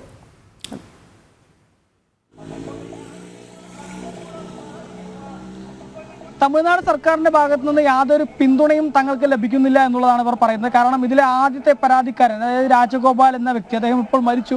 പക്ഷേ അദ്ദേഹം ഉൾപ്പെടെ DMK-യിൽ പാർട്ടിക്കാരനായിരുന്നു. പക്ഷേ അദ്ദേഹത്തിന് പോലും യാതൊരു പിന്തുണയും ആ പാർട്ടിയുടെ ഭാഗത്തു നിന്നോ സർക്കാരിന്റെ ഭാഗത്തു നിന്നോ ലഭിച്ചിരുന്നില്ല. പിന്നീട് BJP ഉൾപ്പെടെയുള്ള രാഷ്ട്രീയ പാർട്ടികളാണ് അദ്ദേഹത്തിന് പിന്തുണയുമായി എത്തിയതെന്നുള്ളത്. നമുക്ക് അവരോട് തന്നെ അതിന്റെ കൂടുതൽ കാര്യങ്ങൾ ചോദിക്കാം. ഈ DMK கவர்மெண்ட் இதோட உங்ககிட்ட எப்படி ரெஸ்பாண்ட் பண்றது? அவங்க சார்பாக ஏதாவது இடப்படல் இருக்குதா? இல்லை, இதில் வந்து இந்த கிட்டத்தட்ட இந்த ப்ராப்ளமே வந்து இந்த ப்ராப்ளத்தை வந்து அவங்க எடுத்துக்கவே கிடையாது. எனக்கு கிட்டத்தட்ட அந்த ராஜகோபாலுங்கிறே வந்து திமுகவோட உறுப்பினர் தான். அவர் முடியாத ஒரே காரணத்துக்காக தான் வந்து எங்கள்கிட்ட வந்தது. ஏன்னா நல்லாவே தெரியும், அவங்க வந்து பாரம்பரியமாக திமுக குடும்பம். அவர் வந்து நீங்கள் எடுத்து கொடுங்கன்னு சொன்னதுக்கப்புறம் தான் இந்த விஷயம் வெளியில் வந்ததே அவரால் தான். அவர் ரெஜிஸ்டர் ஆஃபீஸ் போகலை அப்படின்னா வக்ஃப் போர்டு இடங்கிறது எங்கள் யாருக்குமே தெரிஞ்சிருக்கா, நாங்கள் அப்படியே நின்றுக்க வேண்டியதான். இல்லை, இதில் மிகப்பெரிய விஷயம் தவறாக செஞ்ச ஒரு விஷயம் என்னன்னா, ஒரே நாளில் எந்த விதமான அறிவிப்புமே எதுவுமே இல்லாமல் ஒரே நாளில் இந்த திருச்சியில் தமிழ்நாடு முழுவதுமே 369 பக்கம் வக்ஃப் போர்டு வந்து தாக்கல் பண்ணியிருந்தாங்க. இதெல்லாம் வந்து இந்த எங்களோட ஆளுமையில ப்ராப்பர்ட்டின்னு தாக்கல் பண்ணாங்க. ஒரே நாளில் அப்ரூவ்டு எப்படி கொடுத்து அவங்க எப்படி தமிழ்நாடு கவர்மெண்ட் அது கொடுத்தது முதல் தவறு. அதை ஆலோசனையே பண்ணாமல் ஒரே நாளில் கொடுத்துட்டாங்க. கொடுத்த மக்கியானாலே வந்து இந்த மக்கியானாலேருந்து அந்த ராஜகோபால் திருச்செந்தூர் கிராமத்தை சேர்ந்த ஒரு ராஜகோபாலுங்கிற இடம் போய் விற்க போகும்போது தான் தெரிஞ்சு இந்த பிரச்சனையே. ஆனால் எந்த விதமான அறிவிப்புமே இல்லாமல் வக்ஃப் போர்டுக்கு வந்து DMK முழுமையாக அந்த விஷயத்தை வந்து சப்போர்ட் பண்ணாங்க. ஆனால் வப்போர்ட்லேருந்து இந்த மக்கள் இந்த இடத்த நிலத்தை வந்து மீட்கிறதுக்கு எங்களுக்கு யாரும் வந்து அவங்க வந்து சப்போர்ட் பண்ணல. ஆனால் இந்த லோக்கலில் உள்ள டிஎம்கே பார்ட்டிஸில் உள்ள ஒரு சில பேர் வந்து சப்போர்ட் பண்ணாங்க. இந்த முன்னாள் தலைவர் சப்போர்ட் பண்ணாங்க, ஒரு தனபாலுங்கிற சப்போர்ட் பண்ணாங்க, ஒரு சில வந்து சப்போர்ட் பண்ணாங்க. അവങ്ങളെല്ലാം തവറ. ஆனால் அரசியல் ரீதியான பெரிய സപ്പോർട്ട് ഇല്ല. അതുതന്നെയാണ്. ഏതായാലും DMKയുടെ ഭാഗത്തു നിന്നോ സർക്കാരിൻ്റെ ഭാഗത്തു നിന്നോ ഒന്നും യാതൊരു പിന്തുണയും തങ്ങൾക്ക് ഇതിൽ ലഭിച്ചിട്ടില്ല എന്നുള്ളത് മാത്രമല്ല, നമുക്ക് കേരളത്തിലൊക്കെ കാണുന്ന പോലുള്ള ന്യൂനപക്ഷ പ്രീണനം അവരുടെ ഭാഗത്തു നിന്ന് പലപ്പോഴും ഉണ്ടാകുന്നു എന്നുള്ളതാണ് ഇവർ പരാതിയായിട്ട് പറയുന്നത്. മാത്രമല്ല ഈ ഒരേ ദിവസമാണ്, അതായത് ഒറ്റ ദിവസമാണ് 369 ഏക്കർ ഭൂമി വഖഫ് ബോർഡ് തങ്ങളുടേതാണെന്ന്, അതായത് ഈ ഒരു തിരുച്ചിയിൽ മാത്രമല്ല തമിഴ്നാടിൻ്റെ വിവിധ ഭാഗങ്ങളിൽ, അത് കാട്ട്പാടി ഉൾപ്പെടെയുള്ള വെല്ലൂർ ഉൾപ്പെടെയുള്ള ഭാഗങ്ങളിലൊക്കെ പലയിടങ്ങളിലും ഭൂമി തങ്ങളുടേതാണെന്ന അവകാശവാദവുമായി വഖഫ് ബോർഡ് ഒരു ദിവസമാണ് രംഗത്ത് വന്നത്. ആ ഒറ്റ ദിവസം ഇത്രയും ഭൂമി തങ്ങളുടേതാണെന്ന അവകാശവാദവുമായി രംഗത്ത് വരുന്നു. അതിന് പിന്നാലെ മറ്റിടങ്ങളിലൊക്കെ കുറച്ച് ഭൂമി, അതായത് ഏതെങ്കിലുമൊക്കെ 1-2 ഏക്കർ ഭൂമിയൊക്കെ ഉണ്ടായിരുന്നുള്ളൂ. പക്ഷേ ഈ ഒരു തിരുച്ചിറപ്പള്ളിയിലേക്ക് വരുമ്പോൾ ഇവിടെ ഇത്രയും ഒരു 3 പഞ്ചായത്തുകൾ, അവിടെ ഇത്രയും ജനങ്ങൾ വസിക്കുന്ന ഈ ഭാഗം മുഴുവൻ തങ്ങളുടേതാണെന്ന അവകാശവാദമായിട്ടാണ്. അരുൺ ദയവായിട്ട് അവിടെ തുടരുക. ഈ ഗ്രാമവാസികളോടൊപ്പം ആ ക്ഷേത്ര പരിസരത്ത് തന്നെ തുടരുക. കാര്യം 8 മണിയാകുന്നു. പ്രധാനപ്പെട്ട തലക്കെട്ടുകൾ നോക്കിയിട്ട് തിരികെ എത്താം. ഒപ്പം ഈ വഖഫ് നിയമ ഭേദഗതിയുടെ വിശദാംശങ്ങളുമായി ജിഷ്ണു കൃഷ്ണൻ ഡൽഹിയിൽ തയ്യാറാണ്. വഖഫ് നിയമ ഭേദഗതി പരിശോധിക്കാൻ സംയുക്ത പാർലമെന്ററി സമിതി ഇന്ന് രൂപീകരിക്കുകയാണ്. പ്രതിപക്ഷത്തിന്റെ പ്രതിഷേധങ്ങൾക്കിടയിലാണ് ഭേദഗതി ബിൽ ഇന്നലെ കേന്ദ്ര ന്യൂനപക്ഷ മന്ത്രി കിരൺ റിജിജു ലോക്സഭയിൽ അവതരിപ്പിച്ചത്. ജനതാദൾ യുണൈറ്റഡും TDPയും ശിവസേന ഷിൻഡെ വിഭാഗവും ബില്ലിനെ പിന്തുണച്ചു. ജിഷ്ണു കൃഷ്ണൻ ചേരുന്നുണ്ട് ഡൽഹിയിൽ നിന്ന്.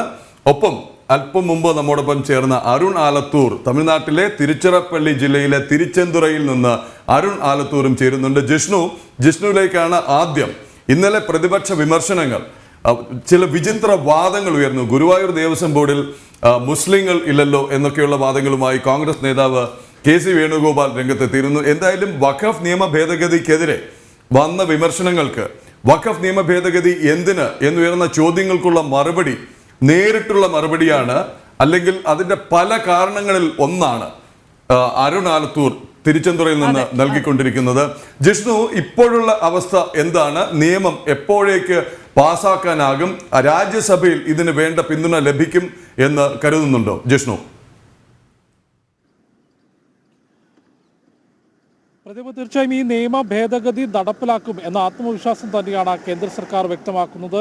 ന്യൂനപക്ഷകാര്യ വകുപ്പ് മന്ത്രി കിരൺ റിജിജു വ്യക്തമാക്കിയിട്ടുള്ളത്. ഈ ഒരു നിയമ ഭേദഗതി കൊണ്ടുവന്നത് തന്നെ രാജ്യത്തെ വിവിധ മേഖലകളിലുള്ള മുസ്ലിം സഹോദരന്മാരുമായി ചർച്ച നടത്തി, ഒപ്പം സംസ്ഥാന വഖഫ് ബോർഡുകളുമായും ചർച്ച നടത്തി വിശദമായ പഠനത്തിന് ശേഷമാണ് ഇത്തരത്തിലൊരു നിയമ ഭേദഗതി സർക്കാർ കൊണ്ടുവന്നിട്ടുള്ളത്. അതുകൊണ്ട് ആ നിയമ ഭേദഗതി വളരെ കൃത്യമായി തന്നെ രാജ്യത്ത് നടപ്പാക്കും എന്നുള്ള പ്രതികരണമാണ് കിരൺ റിജിജു നടത്തിയിട്ടുള്ളത്. ഒപ്പം ചോദിച്ചതുപോലെ ഈ നിയമം ഇനി എപ്പോഴത്തേക്ക് പാസ്സാക്കാൻ സാധിക്കും, രാജ്യത്തിന്റെ നിയമനിർമ്മാണ സഭയിൽ അതെപ്പോൾ പാസ്സാക്കും എന്നുള്ളതാണ് ഉറ്റുനോക്കുന്നത്. കാരണം ഇന്നലെ ലോക്സഭയിൽ ഈ നിയമ ഭേദഗതി കിരൺ റിജിജു അവതരിപ്പിച്ചിരുന്നു. അതിനുശേഷം അംഗങ്ങളുടെ അഭിപ്രായ പ്രകാരമാണ്, പ്രതിപക്ഷത്തിന്റെ കൂടി അഭിപ്രായം കണക്കിലെടുത്തുകൊണ്ടാണ് ഈ നിയമ ഭേദഗതി ബില്ല് ഇപ്പോൾ പാർലമെന്റിന്റെ സംയുക്ത സമിതിക്ക് വിട്ടിട്ടുള്ളത്. ഇന്ന് ആ സമിതി രൂപീകരിക്കുമെന്നാണ് മനസ്സിലാക്കുന്നത്. സംയുക്ത സമിതി ഈ വിഷയം കൃത്യമായി പഠിക്കും.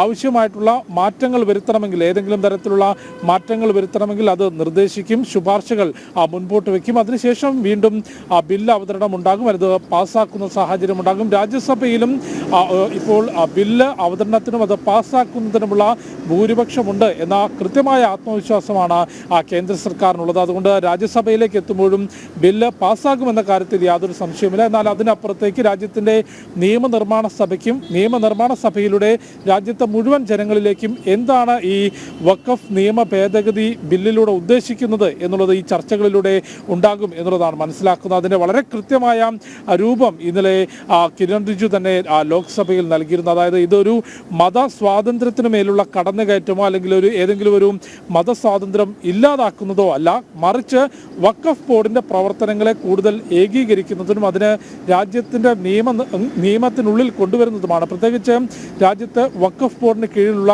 സ്വത്തുവകകൾ അത് സംബന്ധിച്ച് കൃത്യമായ രേഖകളോ അല്ലെങ്കിൽ അതിന് കൃത്യമായ ഓഡിറ്റോ നടക്കുന്നില്ല. അതുകൊണ്ട് അത് കൃത്യമായി ഓഡിറ്റ് ചെയ്യപ്പെടുന്നതായിരിക്കും. ഒപ്പം ഒരു കേന്ദ്ര കൗൺസിൽ വഖഫ് ബോർഡിന് കൊണ്ടുവരും. അതിൽ മുസ്ലിം വിഭാഗത്തിൽ നിന്നുള്ള ആളുകളുണ്ടാകും, ഒപ്പം കേന്ദ്രമന്ത്രി ഉണ്ടാകും, പ്രദേശത്തെ ജനപ്രതിനിധികളുണ്ടാകും, ദേശീയ തലത്തിൽ പൊതുസമ്മതനായിട്ടുള്ള 3-4 പേര്, ഒപ്പം സുപ്രീം കോടതിയിലെയും ഹൈക്കോടതിയിലെയും വിരമിച്ച ജഡ്ജിമാർ, അങ്ങനെ അവരെ ഉൾപ്പെടുത്തിക്കൊണ്ടൊരു കേന്ദ്ര കൗൺസിൽ, കൂടാതെ സംസ്ഥാന വഖഫ് ബോർഡ്. അത്തരത്തിൽ ആ വഖഫ് ബോർഡിനെ ക്രമീകരിച്ചുകൊണ്ട് അതിൻ്റെ പ്രവർത്തനങ്ങൾ ഏകീകരിക്കുക. ഒപ്പം മുസ്ലിം വിഭാഗത്തിലെ തന്നെ മുഴുവൻ വിഭാഗങ്ങൾക്കും, അതിലെ സുന്നി ഷിയ തുടങ്ങി മുഴുവൻ വിഭാഗങ്ങൾക്കും ആ വഖഫ് ബോർഡിൽ പ്രാതിനിധ്യം നൽകുക, വനിതകൾക്ക് പ്രാതിനിധ്യം നൽകുക തുടങ്ങി കാലത്തിനനുസൃതമായൊരു മാറ്റമാണ് വഖഫ് ബോർഡിൽ കൊണ്ടുവരുന്നത്. അതിനാണ് 1995 ആ വഖഫ് നിയമ ഭേദഗതി കൊണ്ടുവന്നത് തന്നെ ഏകീകൃത വഖഫ് നിർവഹണ ശാക്തീകരണ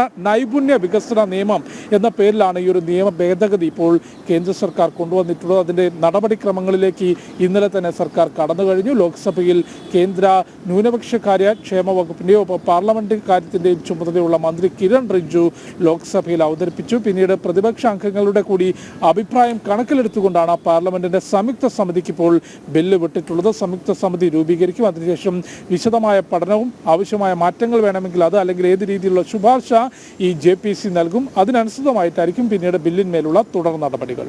ശരി ജിഷ്ണു, തുടരണം. നമുക്ക് നേരെ തിരുച്ചെന്തുറയിലേക്ക് പോകാം. അരുൺ ആലത്തൂർ തുടരുകയാണ്. അരുൺ, ഇപ്പോൾ വളരെ കൃത്യമായ വിവരമാണ് ജിഷ്ണു നൽകുന്നത്. അതായത് ബില്ല് പാസ്സാക്കാനാകും എന്നുള്ള ആത്മവിശ്വാസത്തിൽ തന്നെയാണ് ഭാരതത്തിന്റെ സർക്കാർ എന്നുള്ളത്. അവിടെ കൂടുതൽ പേർ എത്തിയിട്ടുണ്ടോ ഇത് സംബന്ധിച്ച്? അതുപോലെ മറ്റു ക്ഷേത്രങ്ങളിലേക്കും അരുൺ പോകണം. ഇത് 3 പഞ്ചായത്ത് അല്ലേ? 3 പഞ്ചായത്ത്, കോടിക്കണക്കിന് വിലയുണ്ടായിരുന്ന ഏക്കർ കണക്കിന് സ്ഥലം, ഇതൊക്കെയാണ് ഒറ്റയടിക്ക് വഖഫ് ബോർഡ് ഏറ്റെടുക്കുന്നത്. വളരെ കൃത്യമായി ഗ്രാമവാസികൾ പറയുന്നു, സംസ്ഥാന സർക്കാരിനെ സമീപിച്ചു. ഈ സ്ഥലം ഏറ്റെടുത്തപ്പോൾ മൗന സമ്മതം ആണ് നൽകിയത് DMK സർക്കാർ എന്ന്. അരുൺ, തുടരാം.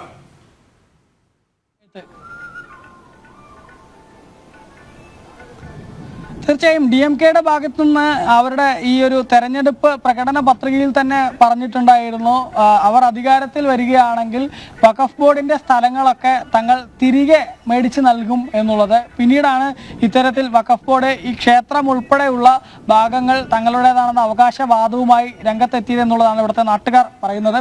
ഏതായാലും ആ ക്ഷേത്രത്തിന്റെ അകത്തു നിന്നുള്ള കാഴ്ചകൾ കൂടി ഇപ്പോൾ നമുക്ക് പ്രേക്ഷകർക്ക് കാണിക്കാൻ സാധിക്കും.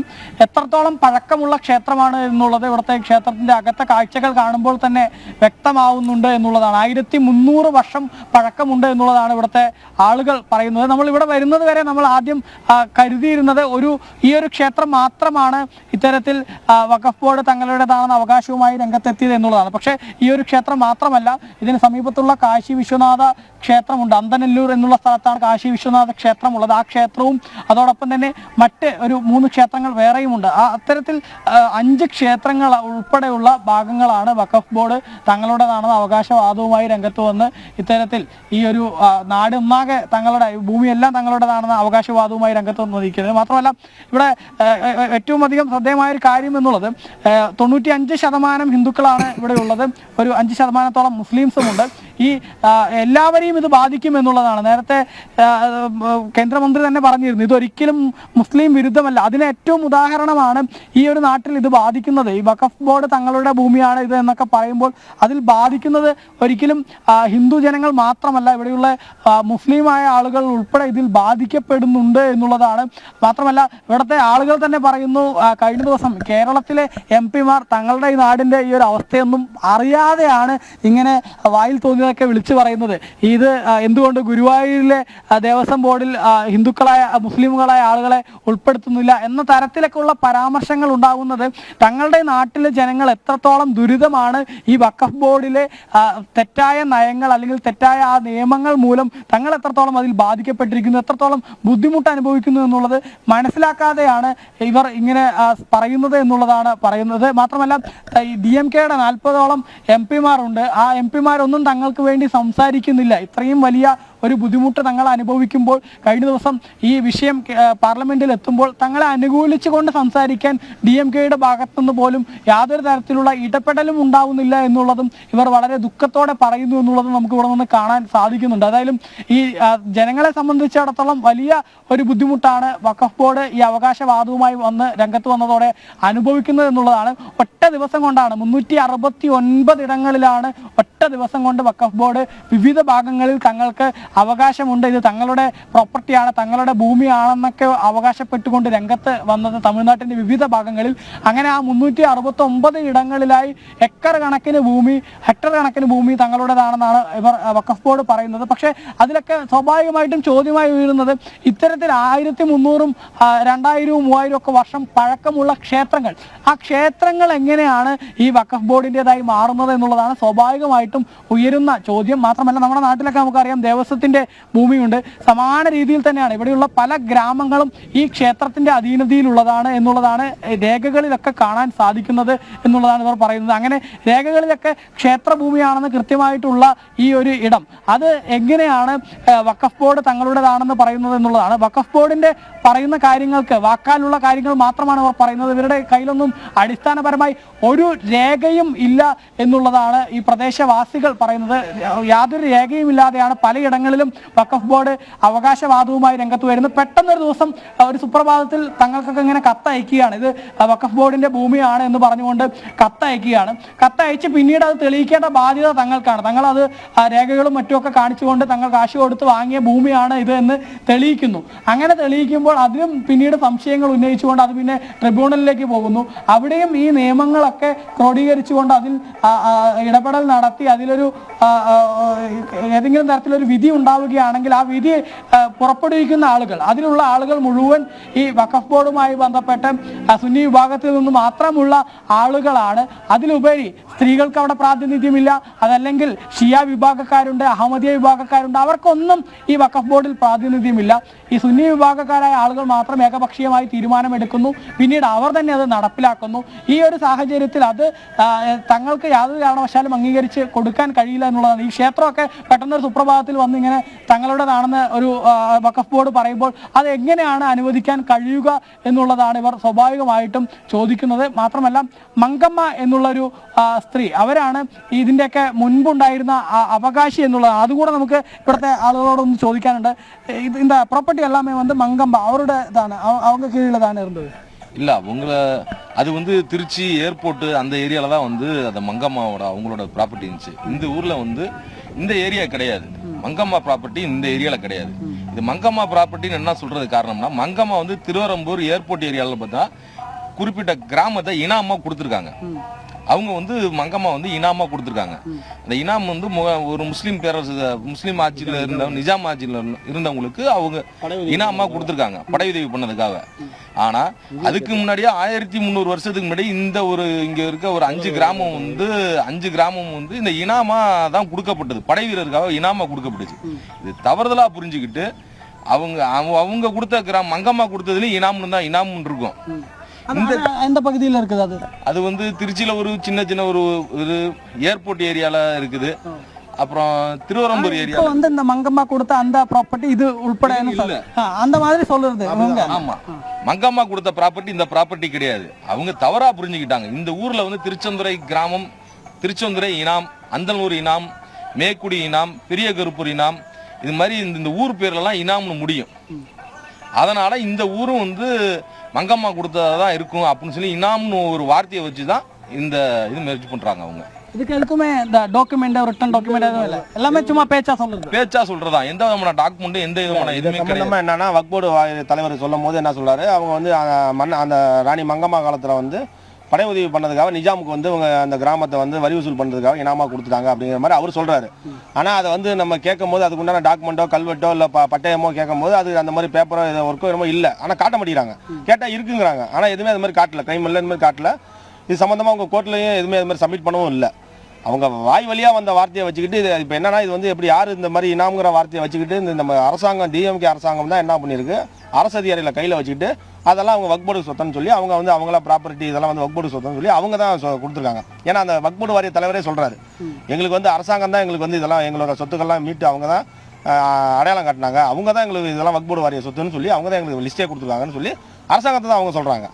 അപ്പോൾ ഇതിൽ வந்து அரசாங்கத்தோட பங்கு பார்த்தீங்கன்னா அது திமுக அரசாங்கத்தோட பங்கு தான் பெரிய பங்காக இருக்க மாட்டேங்குது.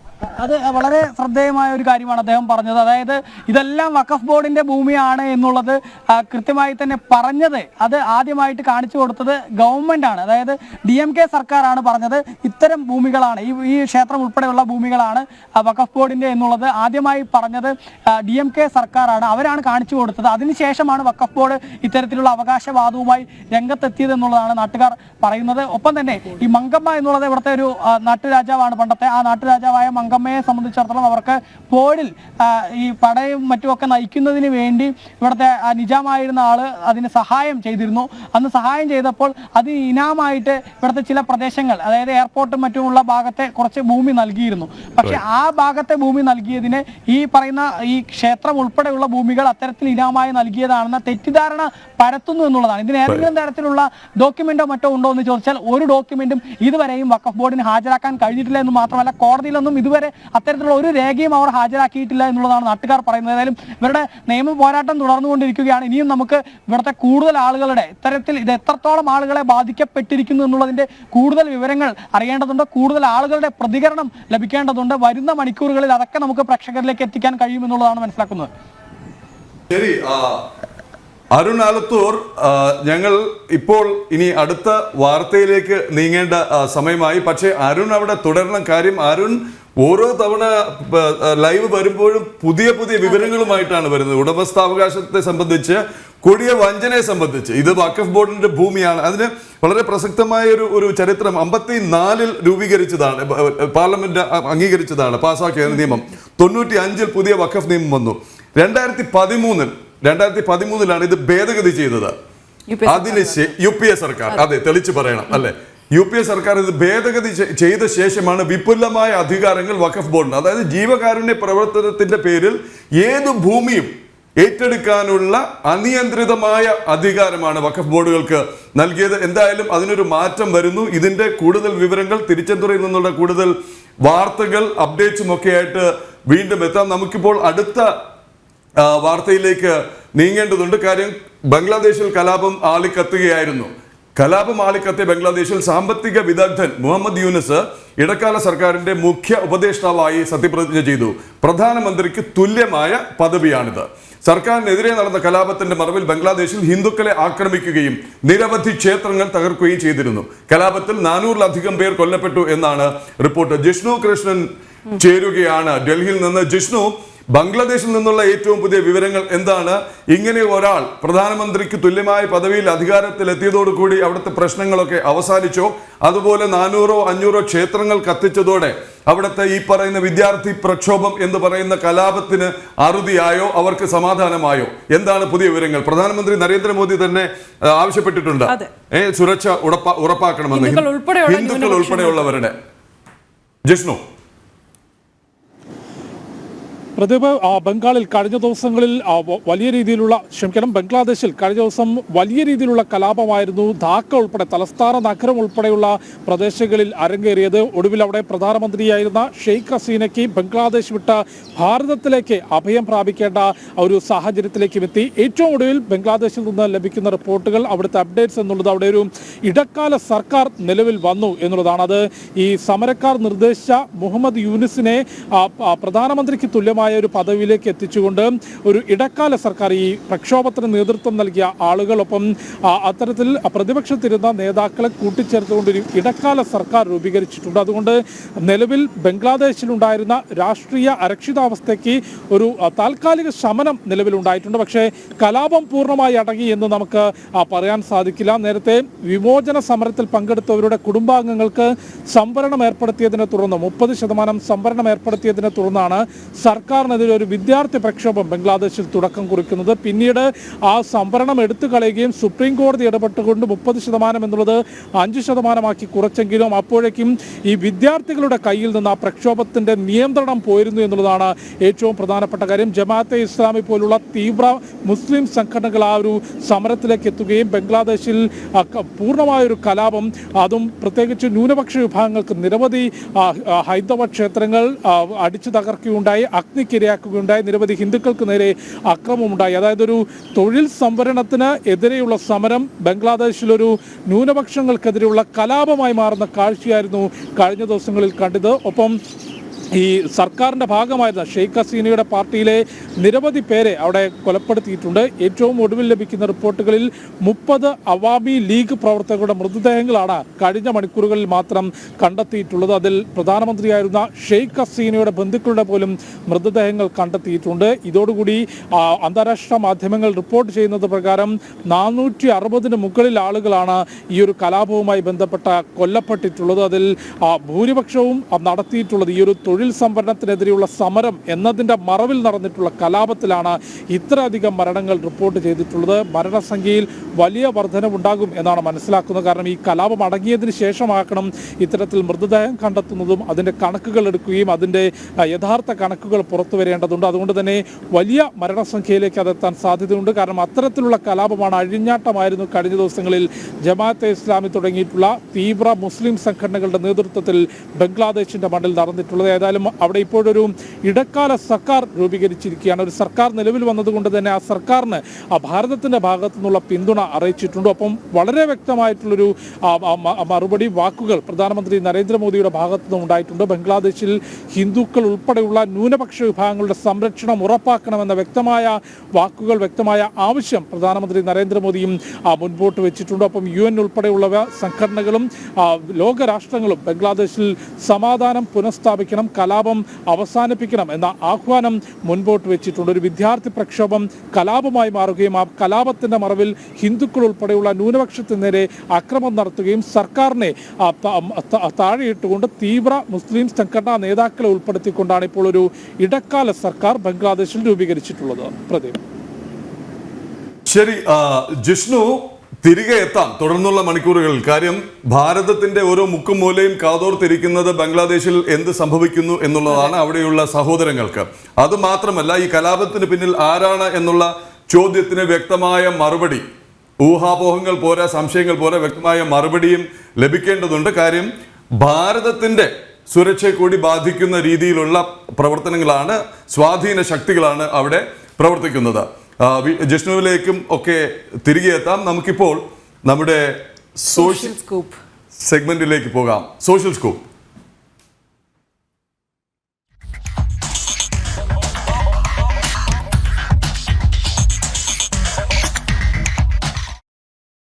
യെസ്, അപ്പോൾ സമൂഹ മാധ്യമങ്ങളിൽ ഏറെ വൈറലാകുന്ന, ഏറെ ചർച്ച ചെയ്യപ്പെടുന്ന പ്രധാന വീഡിയോസ്, അതോടൊപ്പം തന്നെ പോസ്റ്റുകൾ ഒക്കെ നമുക്ക് പരിശോധിച്ചു തുടങ്ങാം. ശരി, കാണാം.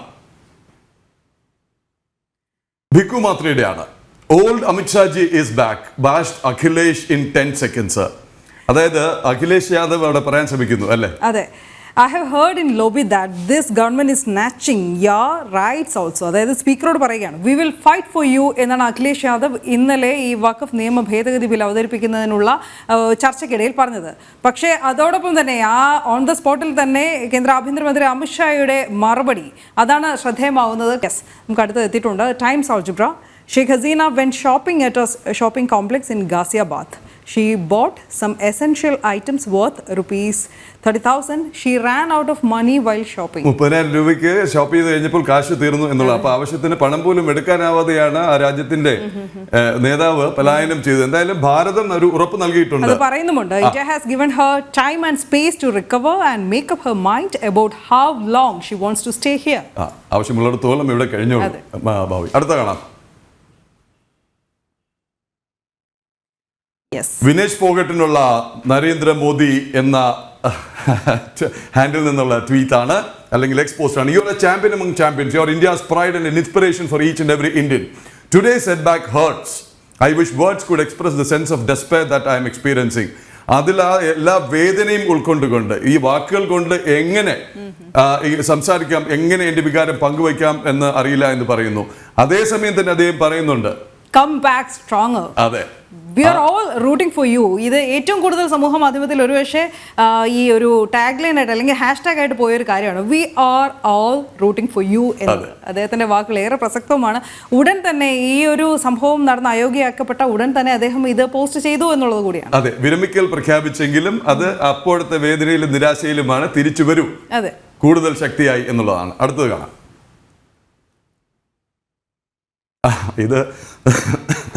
ഇത് ഈലോൺ മസ്ക് തന്നെ എടുത്ത് റീട്വീറ്റ് ചെയ്തിരിക്കുകയാണ്, വീണ്ടും പോസ്റ്റ് ചെയ്തിരിക്കുകയാണ്. നേരെ ഒരു ഭാഗത്തേക്ക് അദ്ദേഹം ചേർന്നിരിക്കുകയാണ്. ട്രംപിന് വേണ്ടി പ്രചാരണത്തിനായി അംഗീകരിച്ചിരിക്കുകയാണ്. ഈ കമല ഹാരിസിന്റെ ഒരു പ്രസംഗം ചൂണ്ടിക്കാട്ടിയിട്ട് കമല ഹാരിസിന്റെ ഇപ്പോഴത്തെ പ്രസംഗം കാൾ മാർക്സിന്റെ from each according to his ability to each according to his needs എന്നുള്ളത്, അതായത് സ്വത്ത് പിടിച്ചെടുത്ത് പുനർവിതരണം ചെയ്യണമെന്നുള്ള മാർക്സിന്റെ സിദ്ധാന്തം തന്നെയാണ് കമല ഹാരിസ് കമ്മ്യൂണിസ്റ്റ് ആണെന്ന് സ്ഥാപിച്ചെടുക്കുകയാണ് ആ പോസ്റ്റ്. അതാണ് ഈലോൺ മസ്ക് തന്നെ. Equitable distribution equity. അതെ, ഏറെ വിവാദമായേക്കാവുന്ന ഒരു പോസ്റ്റ് കൂടി എന്ന് പറയേണ്ടി വരും. അതെ, അടുത്ത് നോക്കാം. ഭിക്കു മാത്രയാണ്. ഇത് മുംബൈ ചാ ഡോൺ സ്ഥിരമായി ഗംഭീര പോസ്റ്റുകളാണ്. അതായത് ഈ സംവരണത്തെ ചൊല്ലി അവിടെ വലിയ ചർച്ച നടന്നല്ലോ. 2011 ഒരു സംവരണം പ്രഖ്യാപിച്ചിരുന്നു, അല്ല, എക്കണോമിക് റിസർവേഷൻ, സാമ്പത്തിക സംവരണം ഉറപ്പ് നൽകിയിരുന്നു. ഇപ്പൊ നോക്കിയപ്പോൾ 86 ക്രിസ്ത്യൻ ആൻഡ് 56,000 മുസ്ലിം കാസ്റ്റ്, 86 ക്രിസ്ത്യനും 56 മുസ്ലിം വിഭാഗങ്ങളുമുണ്ട്. ഇപ്പോൾ അവർക്ക് OBC എന്ന് പറഞ്ഞ് പിൻവാതിലൂടെ സംവരണം നൽകാനാണ് താങ്കൾ ശ്രമിക്കുന്നത് എന്നാണ് നിഷികാന്ത് ദുബെയുടെ വാക്കുകളാണ്. ദിസ് മാൻ ഇസ് അൺസ്റ്റോപ്പബിൾ എന്നാണ് പറയുന്നത്. ജാർഖണ്ഡിൽ നിന്ന് തുടർച്ചയായി ലോക്സഭയിലേക്ക് എത്തുന്ന ഒരേ മണ്ഡലം പ്രതിനിധീകരിക്കുന്ന, ഒരു പക്ഷേ 2009 മുതൽ തുടർച്ചയായി ആ മണ്ഡലം തന്നെ പ്രതിനിധീകരിക്കുന്ന ഒരു MP, BJP-യുടെ MP. അദ്ദേഹത്തിന്റെ വാക്കുകൾ ഏറെ വൈറലാവുന്ന ഒരു സാഹചര്യം ഇതിന് മുമ്പും ഉണ്ടായിട്ടുണ്ട്. എന്തായാലും ഈ ട്വിറ്റർ ഹാൻഡിൽ പറയുന്ന പോലെ തന്നെ ദിസ് മാൻ ഇസ് അൺസ്റ്റോപ്പബിൾ. ഒരിക്കലും കോൺഗ്രസിനെ തുറന്നു കാട്ടാനുള്ള ഒരു അവസരവും പാഴാക്കില്ല എന്ന്. അടുത്ത് നോക്കാം. നരേന്ദ്രമോദിജിയുടെ, പ്രധാനമന്ത്രിയുടെ ആശംസകളാണ്. My best wishes to professor Muhammad Yunus. ഈ പുതിയ പദവിയിലേക്ക് ഏറ്റവും പെട്ടെന്ന് സാധാരണ നില പുനഃസ്ഥാപിക്കട്ടെ. സുരക്ഷ, ഹിന്ദുക്കളുടെയും മറ്റ് എല്ലാ ന്യൂനപക്ഷ വിഭാഗങ്ങളുടെയും സുരക്ഷ ഉറപ്പാക്കിക്കൊണ്ട് സാധാരണ നിലയിലേക്ക് വരട്ടെ എന്നുള്ള വ്യക്തമായ സന്ദേശം കൂടി ഈ ആശംസയിലുണ്ട്. ബംഗ്ലാദേശിനോടൊപ്പം ചേർന്ന് പ്രവർത്തിക്കാൻ നമ്മൾ പങ്കിടുന്ന സ്വപ്നങ്ങൾ, അതുപോലെ ജനങ്ങളുടെ സുരക്ഷ, വികസനം, സമാധാനം, ഇതിനൊക്കെയായി ഒരുമിച്ച് നിൽക്കാം എന്നുള്ള ഒരു രാജ്യതന്ത്രജ്ഞന്റെ, ഒരു സ്റ്റേറ്റ്സ്മാന്റെ സന്ദേശമാണ് ഈ ആശംസയിലുള്ളത്. അടുത്തത് കാണാം. വീഡിയോയാണ്. It's going to be the Indian century.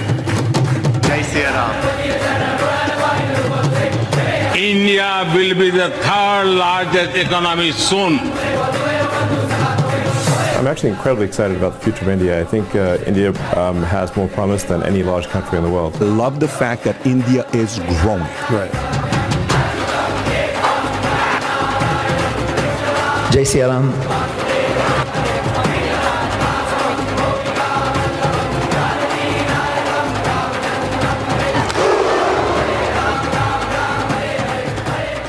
ഈ നൂറ്റാണ്ട്, 21ാം നൂറ്റാണ്ട് ഭാരതത്തിൻ്റെത്. ഗൂസ് ബംസ് എന്ന് പറഞ്ഞിട്ടാണ് ഇൻകോഷി ഇത് എക്സിൽ പോസ്റ്റ് ചെയ്തിരിക്കുന്നത്. വിവിധ ദൃശ്യങ്ങൾ, വിവിധ ലോക നേതാക്കളുടെ അഭിപ്രായങ്ങൾ ഈ നൂറ്റാണ്ട് ഭാരതത്തിൻ്റെതാണ് എന്നുള്ളത്. രോമാഞ്ചം കൊള്ളിക്കുന്ന, ആവേശം കൊള്ളിക്കുന്ന ഓരോ ഭാരതീയനെയും. അടുത്താണ്. UPI transaction surged by 36% to 60 lakh crore in April-June quarter.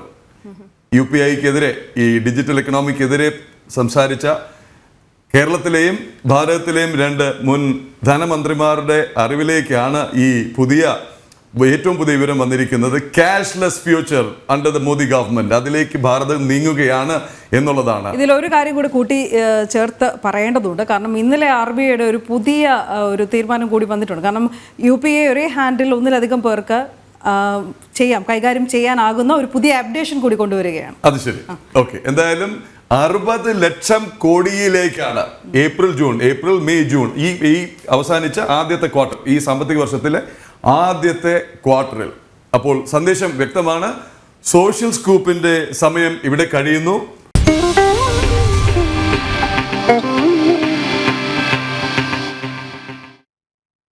വയനാട്ടിലെ ദുരന്തഭൂമിയിൽ ഇന്ന് ജനകീയ തെരച്ചിലാണ്. ആ ജനകീയ തെരച്ചിലിന് നേതൃത്വം നൽകാൻ സർവ്വസജ്ജമായി നിൽക്കുകയാണ് സേവാഭാരതി. സർക്കാർ ഔദ്യോഗികമായി തിരച്ചിൽ അവസാനിപ്പിക്കുന്നത് വരെ സേവാഭാരതി പ്രവർത്തകർ ദുരന്ത മേഖലയിൽ മുഴുവൻ സമയവും ദൗത്യങ്ങളുമായി നിലയുറപ്പിക്കും. ചൂരൽമലയിൽ നിന്നും മിഥുൻ മുരളി തയ്യാറാക്കിയ റിപ്പോർട്ട് കാണാം നമുക്ക്. ദുരന്തമുഖത്ത് സൈന്യത്തോട് തോളോട് തോൾ ചേർന്ന് എല്ലാ പ്രവർത്തനങ്ങൾക്കും മുൻപന്തിയിൽ തന്നെ സേവാഭാരതി ഉണ്ടായിരുന്നു. സേവാഭാരതിയുടെ പ്രവർത്തനങ്ങൾ ദുരന്ത പ്രദേശത്തിൻ്റെ വിവിധ ഭാഗങ്ങളിൽ നമ്മൾ കണ്ടതാണ്. തിരച്ചിൽ നടക്കുന്നിടത്തും ദുരിതാശ്വാസ ക്യാമ്പുകളിലും മൃതദേഹങ്ങൾ ലഭിക്കുമ്പോൾ അത് സംസ്കരിക്കുന്നതിനുള്ള നടപടികളുമൊക്കെയായി സേവാഭാരതി കഴിഞ്ഞ 10 ദിവസമായി സജീവമായിരുന്നു. മാനവസേവ മാധവസേവ എന്ന ആപ്തവാക്യം അതിൻ്റെ സാക്ഷാത്കാരത്തിലേക്ക് വരുത്തിവെക്കുന്ന ആ സേവാഭാരതിയുടെ പ്രവർത്തനങ്ങളായിരുന്നു നമ്മൾ ഈ ദുരന്തഭൂമിയിൽ നിന്നും കണ്ടിരുന്നത്. ഇന്ന് ജനകീയ തിരച്ചിൽ നടക്കുകയാണ്. ക്യാമ്പുകളിൽ കഴിയുന്നവരെയും അവരുടെ ബന്ധുക്കളെയും ഉറ്റവരെയും ഉടയവരെയും നഷ്ടപ്പെട്ട് ഇവരെ ഈ തകർന്നടിഞ്ഞു കിടക്കുന്ന വീടുകളുടെ ഭാഗങ്ങളിലേക്ക് മുഖ്യമന്ത്രി തെരച്ചിൽ നടത്താൻ സന്നദ്ധത അറിയിച്ചിരിക്കുന്ന ആളുകളെയും ഒക്കെ ഉൾപ്പെടുത്തിക്കൊണ്ടുള്ള ആ തെരച്ചിലിൽ അവരോടൊപ്പം ചേർന്നുകൊണ്ട് അവർക്ക് നേതൃത്വം നൽകിക്കൊണ്ട് ഇന്ന് സേവാഭാരതിയും സജീവമുണ്ട്. സേവാഭാരതിയുടെ പ്രവർത്തകരെല്ലാം ഇവിടെ അണിനിരന്നിരിക്കുകയാണ്. ഈ ഏതാനും സമയത്തിനുള്ളിൽ തന്നെ അവിടെ ആ മുണ്ടക്കയിലേക്കും പുഞ്ചിരിവട്ടത്തേക്കുമൊക്കെ കടക്കും. അതിനെല്ലാം സർവ്വസജ്ജമായിട്ട് എല്ലാ ഉപകരണങ്ങളും അതിനുവേണ്ട സൗകര്യങ്ങളുമെല്ലാം ആയിട്ട് അണിനിരക്കുന്ന സേവാഭാരതി പ്രവർത്തകരെയാണ് നമ്മൾ കാണുന്നത്. നേതൃത്വത്തിലുള്ള ആളുകളും കൂടെയുണ്ട്. ഏതൊക്കെ കേന്ദ്രങ്ങൾ കേന്ദ്രീകരിച്ചുകൊണ്ടുള്ള ഒരു പ്രവർത്തനമായി ഒരു തെരച്ചിലിനായിരിക്കും സേവാഭാരതി ഇന്ന് ഈ ജനകീയ തെരച്ചിലിൽ പങ്കാളിയാവുക? ഒപ്പം തന്നെ നമ്മൾ കഴിഞ്ഞ ദിവസങ്ങളിൽ നടത്തിയിരുന്ന പ്രവർത്തനങ്ങളെല്ലാം കണ്ടതാണ്. അതിനെപ്പറ്റി കൂടിയുള്ള ഒരു വിലയിരുത്തൽ. നമ്മളെ സംബന്ധിച്ച് നമ്മളിന്ന് കുറച്ച് ദിവസങ്ങളായിട്ട് NDRF ടീമിൻ്റെ ഒപ്പമാണ് നമ്മളുടെ തെരച്ചിൽ. അപ്പോൾ NDRF നിർദ്ദേശിക്കുന്നതനുസരിച്ച് അവരുടെ ഒപ്പം പോയിട്ട് അവർ പറയുന്ന സ്ഥലങ്ങളിലാണ് നമ്മൾ തെരച്ചിലിൽ പങ്കെടുക്കുക. മിക്കവാറും നമ്മുടെ ഈ പുഞ്ചിരിവട്ടം, ചൂരൽമല, അതുപോലെ തന്നെ മുണ്ടക്കൈ അങ്ങനെയുള്ള പ്രദേശങ്ങളിൽ അതോടൊപ്പം ഇവർ പറയുന്ന സ്ഥലങ്ങൾ മെയിനായിട്ട് അവരുടെ ഒപ്പം തന്നെ നിന്നിട്ടാണ് അവർ പറയുന്ന സ്ഥലം ഏതാണോ അവിടെയാണ് നമ്മളുടെ ആളുകൾ സർവ്വസന്നദ്ധരായിട്ട് പോകുന്നത്. നമ്മളുടെ കയ്യിലുള്ള അത്യാവശ്യം ആയുധങ്ങളും സാധനങ്ങളൊക്കെ ആയിട്ട് പോകുന്നു. അപ്പോൾ അവരെന്താവശ്യപ്പെടുന്നു അത് നമ്മൾ ചെയ്തു കൊടുക്കുന്നു. നമ്മൾ ശരാശരി എല്ലാ ദിവസവും തന്നെ ഒരു 50ഓളം സേവകർ ഇവിടെ സേവ ചെയ്യുന്നുണ്ട്. പിന്നെ അത് ഒപ്പം തന്നെ പുറത്ത് നമ്മുടെ ക്യാമ്പുകൾ കേന്ദ്രീകരിച്ചിട്ട് നമ്മളുടെ സേവാപ്രവർത്തകർ ഇഷ്ടംപോലെ സേവ ചെയ്യുന്നു. കമ്മ്യൂണിറ്റി കിച്ചണിൽ ആവറേജ് എല്ലാ ദിവസവും ഒരു 15-20 സേവകർ അവിടെ സേവ ചെയ്യുന്നുണ്ട്. അവിടെ ഭക്ഷണം തയ്യാറാക്കുന്നത് ഈ കമ്മ്യൂണിറ്റി കിച്ചണിൽ ഉണ്ടാകുന്ന ഭക്ഷണങ്ങളാണ് നമ്മുടെ ഇവിടെ എല്ലാം വിതരണം ചെയ്യുന്നത്. അതിലൊക്കെ നമ്മുടെ ആളുകൾ ഇൻവോൾവ് ആണ്. അതുപോലെ തന്നെ സ്കൂളുകൾ കേന്ദ്രീകരിച്ചിട്ടുള്ള എല്ലാ ക്യാമ്പുകളിലും നമ്മുടെ ആളുകൾ ശുചീകരണവും വെള്ളം വിതരണം അങ്ങനെ തുടങ്ങിയ മരുന്നുകൾ, സാനിറ്ററി ഐറ്റം ഇതെല്ലാം ആയിട്ട് നമ്മുടെ ആളുകളുണ്ട്. അതുപോലെ തന്നെ ഹോസ്പിറ്റലുകളിൽ അഡ്മിറ്റായിട്ടുള്ളവർക്ക് വേണ്ട സഹായങ്ങളായിട്ടുള്ളത്, പിന്നെ ക്യാമ്പുകളിൽ നിന്ന് തിരിച്ച് വീടുകളിലേക്ക് പോകുന്നവർക്ക് അവർക്ക് വേണ്ട ഭക്ഷണം, വസ്ത്രം, മറ്റുള്ള എല്ലാ സൗകര്യങ്ങളുമായിട്ട് ശരാശരി ഒരു ദിവസം 300-350 പ്രവർത്തകർ ഈ മേഖലയിൽ നമ്മൾ കർമ്മനിരതരാണ്. ഈ പ്രശ്നം സംഭവം ഉണ്ടായ അന്ന് മുതൽ ഇന്ന് വരെ നമ്മുടെ ആരും ഇവിടെ നിന്ന് പോയിട്ടില്ല. പോകുന്നവരുണ്ട്, പോയിട്ടുണ്ടായാൽ പകരം ഇരട്ടിയായിട്ട് ആളുകൾ ഇവിടെ വന്നുകൊണ്ടിരിക്കുകയാണ്. അത് ഇനിയും തുടർന്നുകൊണ്ടിരിക്കും. ഇത് എന്നാണോ ഗവൺമെൻറ്റിൻ്റെ ഭാഗത്തുനിന്ന് ഒരു സമാപനം കുറിക്കുന്നത് അതിനുശേഷം മാത്രമേ നമ്മുടെ സേവാഭാരതി പ്രവർത്തകരും സേവകരും ഇവിടുന്ന് പിരിഞ്ഞു പോവുകയുള്ളൂ. നമുക്ക് ഇതിന് പോകുമ്പോൾ അടുത്ത ടീം നമുക്ക് ഇങ്ങനെ വന്നുകൊണ്ടിരിക്കും. വിവിധ ജില്ലകളിൽ നിന്നായിട്ട് 100 കണക്കിന് ആളുകളാണ് വരാൻ തയ്യാറായിട്ട് നിന്ന് വന്നുകൊണ്ടിരിക്കുന്നത്. ഇതാണ് നമ്മുടെ പ്രവർത്തനത്തിൻ്റെ ഒരു രീതിയും ശൈലിയും. സർക്കാരിനെ മറികടന്ന ഒരു പ്രവർത്തനവും നമ്മളിവിടെ ചെയ്യുന്നില്ല. സർക്കാരിൻ്റെയും അതുപോലെ തന്നെ ഇവിടെ നിയന്ത്രിക്കുന്ന NDRFൻ്റെയും പോലീസിൻ്റെയും ഫയർഫോഴ്സിൻ്റെയും മറ്റ് എല്ലാവരുടെയും ആജ്ഞ അനുസരിച്ച് തന്നെയാണ് നമ്മളിവിടെ പ്രവർത്തിക്കുന്നത്. നമ്മുടെ ഇഷ്ടപ്രകാരം ഒന്നും ചെയ്യുന്നില്ല. പക്ഷെ അവർ പറയുന്ന എന്താണോ അത് നമ്മൾ പൂർവാധികം ഭംഗിയായിട്ട് ചെയ്യുന്നു എന്ന് മാത്രമേ. ഏറ്റവും ശ്രമകരമായ ദൗത്യങ്ങളായിരുന്നല്ലോ കഴിഞ്ഞ ദിവസങ്ങളിലൊക്കെ ഉണ്ടായിരുന്ന തെരച്ചിലുമായി ബന്ധപ്പെട്ട്. നമ്മൾ ഈ ഇവിടെ എത്തിക്കൊണ്ടിരിക്കുന്ന മുഴുവൻ സേവാഭാരതി പ്രവർത്തകരും നമ്മുടെ ആയാമുകളായിട്ട് തിരിച്ചിട്ടാണ് നമ്മുടെ പ്രവർത്തനങ്ങൾ നടക്കുന്നത്. അപ്പോൾ അതിൽ ആപത്സേവ എന്ന് പറയുന്ന ആയാമിൽ ഉൾപ്പെടുത്തിയിട്ടുള്ള അതിലെ ട്രെയിനിങ് കിട്ടിയിട്ടുള്ള പ്രവർത്തകരാണ് നമ്മോടൊപ്പം ഈ മേഖലയിൽ പ്രവർത്തിക്കുന്നത്. അപ്പോൾ പറഞ്ഞു, ഇപ്പോൾ നമ്മളെ രാമചന്ദ്രൻ ചേട്ടൻ പറഞ്ഞു, നമ്മുടെ സ്കൂളുകൾ കേന്ദ്രീകരിച്ചിട്ടുള്ള പ്രവർത്തനത്തിൽ നമ്മൾ സ്കൂളിൽ ഈ അപകടത്തിൽ മരണപ്പെട്ടിട്ടുള്ള അല്ലെങ്കിൽ മാതാപിതാക്കളെ നഷ്ടപ്പെട്ടിട്ടുള്ള കുഞ്ഞുങ്ങളുണ്ട്. ഈ കുഞ്ഞുങ്ങൾക്ക് കൗൺസിലിംഗ് അടക്കം ഉള്ള സംവിധാനങ്ങളാണ് സേവാഭാരതി ചെയ്തുകൊണ്ടിരിക്കുന്നത്. അപ്പോൾ അതിനുവേണ്ടി നമ്മൾ പ്രത്യേക ഡോക്ടർമാർ അടങ്ങുന്ന ടീമുകൾ ഈ കൗൺസിലിങ്ങും അതുപോലെ വിവിധ തരങ്ങളായിട്ടുള്ള പ്രവർത്തനങ്ങളാണ് ചെയ്യുന്നത്. ഇപ്പോൾ നമ്മളിവിടെ നമ്മുടെ ഉദ്യോഗസ്ഥർ, ചേട്ടൻ പറഞ്ഞ പോലെ നമ്മൾ ഉദ്യോഗസ്ഥർ എന്ത് നിർദ്ദേശിക്കുന്നു അതാണ് നമ്മൾ ചെയ്തുകൊണ്ടിരിക്കുന്നത്. എങ്ങനെയുണ്ട് പ്രവർത്തനങ്ങൾ? ഇനി അടുത്ത ദിവസങ്ങളിലും സർക്കാർ അറിയിക്കുന്നവരെ മുന്നോട്ട് പോകും എന്ന് തന്നെയാണ് അറിയിച്ചിരിക്കുന്നത്. പ്രവർത്തകർ ഇവിടെ തന്നെ നിലയുറപ്പിക്കും എന്നും പറഞ്ഞു. അപ്പോൾ കൂടുതൽ ദൗത്യത്തിലേക്ക് കിടക്കുകയാണ്. ആംബുലൻസും പോലീസും ഒക്കെയാണ് അടുത്ത ഘട്ടത്തിൽ സേവനം നടത്തുന്നത്. അതെ, ആംബുലൻസും നമ്മുടെ സേവാഭാരതിയുടെ എല്ലാ ആംബുലൻസുകളും ഇവിടെ സജീവമാണ്. 24 മണിക്കൂറും പ്രവർത്തിക്കാനുള്ള സജ്ജീകരണത്തോട് കൂടിയിട്ടാണ് ഡോക്ടേഴ്സും ആംബുലൻസും ഇവിടെയുണ്ട്, ദുരന്തമുഖത്തുണ്ട്. എല്ലാ പ്രദേശങ്ങളിലും അത് തിരച്ചിൽ നടക്കുന്ന പ്രദേശമായിക്കോട്ടെ, ദുരിതാശ്വാസ ക്യാമ്പുകളായിക്കോട്ടെ, ശ്മശാനം അടക്കം ചെയ്യുന്നതിനാവശ്യമായിട്ടുള്ള ക്രമീകരണങ്ങൾ, മെഡിക്കൽ സൗകര്യങ്ങൾ, അങ്ങനെ ഈ ദുരന്ത പ്രദേശത്ത് മേഖലയിൽ ഇവിടുത്തെ ആളുകളെ തോളോട് തോൾ ചേർത്തിക്കൊണ്ട് അവർക്ക് കരുതൽ നൽകിക്കൊണ്ട് അവർക്ക് അതിജീവനത്തിന് ആത്മവിശ്വാസം നൽകിക്കൊണ്ട് സേവാഭാരതി പ്രവർത്തകർ ഇവിടെയുണ്ട്. അത് വലിയൊരു ആശ്വാസമാണ്. ഈ ദുരന്തഭൂമിയിൽ നിന്നും നമുക്ക് കാണാൻ കഴിയുന്ന ചില ആശ്വാസകരമായിട്ടുള്ള ചില കാര്യങ്ങളുണ്ടാകും. അത്തരത്തിൽ ഒന്ന് തന്നെയാണ് ഈ നല്ല മനുഷ്യരുടെ സേവാഭാരതി പ്രവർത്തകരുടെ പ്രവർത്തനം. ക്യാമറമാൻ സന്തോഷിനൊപ്പം മിഥുൻ മുരളി, ജനം, വയനാട്. ശരി, നമുക്ക് വയനാട്ടിലേക്ക് തന്നെ പോകാം അല്ലേ? തീർച്ചയായും തത്സമയ വിവരങ്ങളൊക്കെ അറിയേണ്ടതുകൊണ്ട് തെരച്ചിൽ ആരംഭിച്ചിട്ടുണ്ടോ എന്നറിയണം. കാരണം ജനകീയ തെരച്ചിൽ എന്നുള്ളൊരു വലിയ പ്രത്യേകത.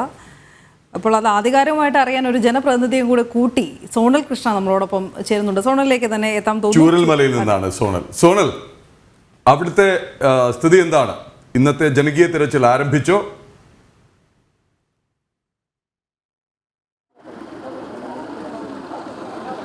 പ്രദീപ്, ജനകീയ തെരച്ചിലിലേക്ക് അല്പസമയത്തിനകം തന്നെ കടക്കും. അതിനുവേണ്ട എല്ലാ സജ്ജീകരണങ്ങളും ഇവിടെ ഒരുക്കിയിട്ടുണ്ട്. നമുക്കറിയാം, സന്നദ്ധ സേവകർ ഉൾപ്പെടെ ഉള്ളവർ ഇവിടെ എത്തിയിട്ടുണ്ട്. അപ്പോൾ MLA ഉൾപ്പെടെ ഉള്ളവർ ഇവിടെ എത്തിയിട്ടുണ്ട് എന്നുള്ളതാണ് അതിൽ ഏറ്റവും പ്രധാനപ്പെട്ട കാര്യം.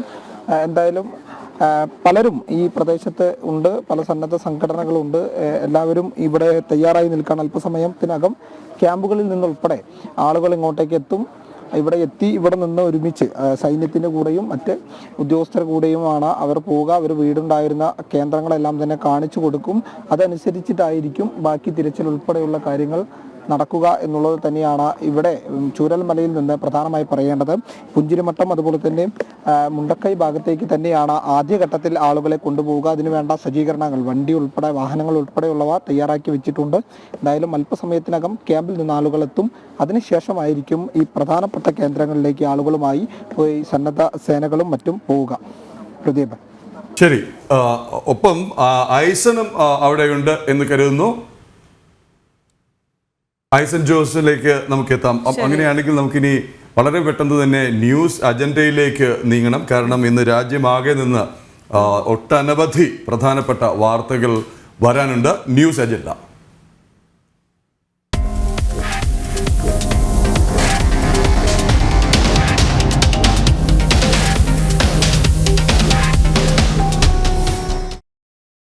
തിരുവനന്തപുരത്ത് നിന്ന് ശാലിനിയും കൊച്ചിയിൽ നിന്ന് രേഷ്മയും ഉണ്ട്. ഒപ്പം തന്നെ കോഴിക്കോട് നിന്ന് ആനന്ദ് പുത്തൂരിനെയും ഡൽഹിയിൽ നിന്ന് ജിഷ്ണു കൃഷ്ണനെയും ഒപ്പം തിരുച്ചിറപ്പള്ളിയിലെ തിരുച്ചെന്തുറൈ ഗ്രാമത്തിൽ നിന്ന് അരുൺ ആലത്തൂരിനെയും പ്രതീക്ഷിക്കുന്നു. ആദ്യം ശാലിനിയിലേക്ക് തന്നെയാണ്. ശാലിനി, സുപ്രധാനമായ ചില വാർത്തകളെങ്കിലും തലസ്ഥാനത്ത് നിന്ന് ഉണ്ടെന്ന് കരുതുന്നു. എന്താണ് ഇന്ന് തിരുവനന്തപുരത്തിന്റെ ന്യൂസ് അജണ്ട?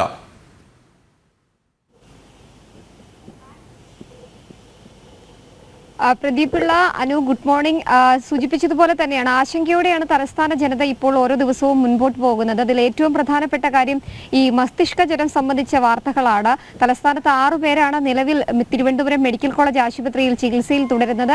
2 പേരെ ഇന്നലെ നിരീക്ഷണത്തിലാക്കുന്ന ഒരു സാഹചര്യം കൂടി ഉണ്ടായിരുന്നു. ഇവരുടെ അടക്കം പരിശോധനാ ഫലങ്ങൾ ഇന്ന് പുറത്തു വരും എന്നുള്ളതാണ് നമ്മൾ മനസ്സിലാക്കുന്നത്. ഒരു പേരൂർക്കട സ്വദേശിക്ക് കൂടിയാണ് തിരുവനന്തപുരത്ത് മസ്തിഷ്ക ജ്വരം സ്ഥിരീകരിച്ചിട്ടുള്ളത്. ഈ സാഹചര്യത്തിൽ കൂടുതൽ പരിശോധനകൾ കൂടുതൽ ആളുകളിലേക്ക് നടത്താനുള്ള ഒരു തീരുമാനത്തിലേക്ക് ഇപ്പോൾ ആരോഗ്യവകുപ്പ് എത്തിയിട്ടുണ്ട്. അതിന്റെ അപ്ഡേഷനുകളടക്കം വരും മണിക്കൂറുകളിൽ ഉണ്ടാകാനുള്ള സാധ്യതകൾ കാണുന്നുണ്ട്. ഒപ്പം തന്നെ ICMR നിലവിലെ സാഹചര്യങ്ങൾ തലസ്ഥാനത്തെ അടക്കം പരിശോധിക്കുകയാണ്. പ്രത്യേകിച്ച് ഈ കുട്ടികളിൽ ഉണ്ടാകുന്ന രോഗമാണ്, അത് മുതിർന്നവരിലേക്ക് എങ്ങനെ എത്തി എന്നുള്ളതാണ്. ഒപ്പം ഈ നെയ്യാറ്റിൻകരയിലെ കാവിൻകുളത്തിലെ സാമ്പിളുകൾ, ആ വെള്ളത്തിന്റെ സാമ്പിളുകൾ അടക്കം ശേഖരിച്ചിട്ടുണ്ട്. ഈ ശേഖരിച്ച വെള്ളത്തിന്റെ സാമ്പിൾ പരിശോധനാ ഫലം അടക്കം ഇന്ന് വരാനിരിക്കുകയാണ്. അതും വരും മണിക്കൂറുകളിൽ ഉണ്ടാകും. അങ്ങനെയാണെങ്കിൽ ഈ 49-ലധികം പേർ നിരീക്ഷണത്തിലായതിന്റെ പ്രധാന കാരണം എന്ന് വിശ്വസിക്കുന്ന കാവിൻകുളത്തിലെ ഈ കുളത്തിൽ നിന്ന് തന്നെയാണോ ഈ മസ്തിഷ്ക ജ്വരം ആളുകളിലേക്ക് എത്തിയത് എന്നുള്ളൊരു സ്ഥിരീകരണം ഇന്നുണ്ടാകാനുള്ള സാധ്യതയുണ്ട്. ഒപ്പം തന്നെ പേരൂർക്കട സ്വദേശിയുടെ നില ഗുരുതരമല്ല എന്നുള്ളതാണ് ആശുപത്രി അധികൃതർ അറിയിക്കുന്നത്.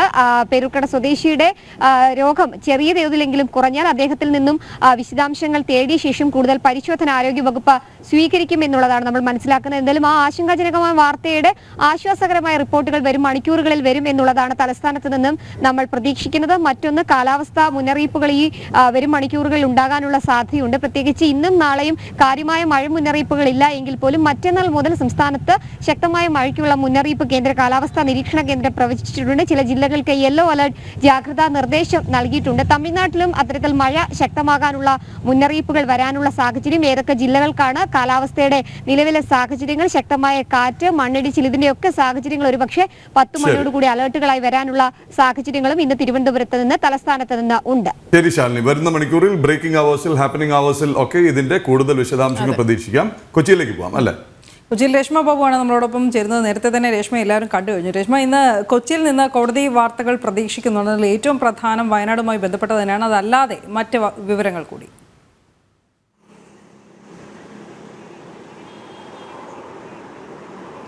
അനു സൂചിപ്പിച്ചതുപോലെ തന്നെ കൊച്ചിയിൽ നിന്ന് പ്രധാനമായിട്ടും പ്രതീക്ഷിക്കുന്നത് ഹൈക്കോടതിയിൽ നിന്ന്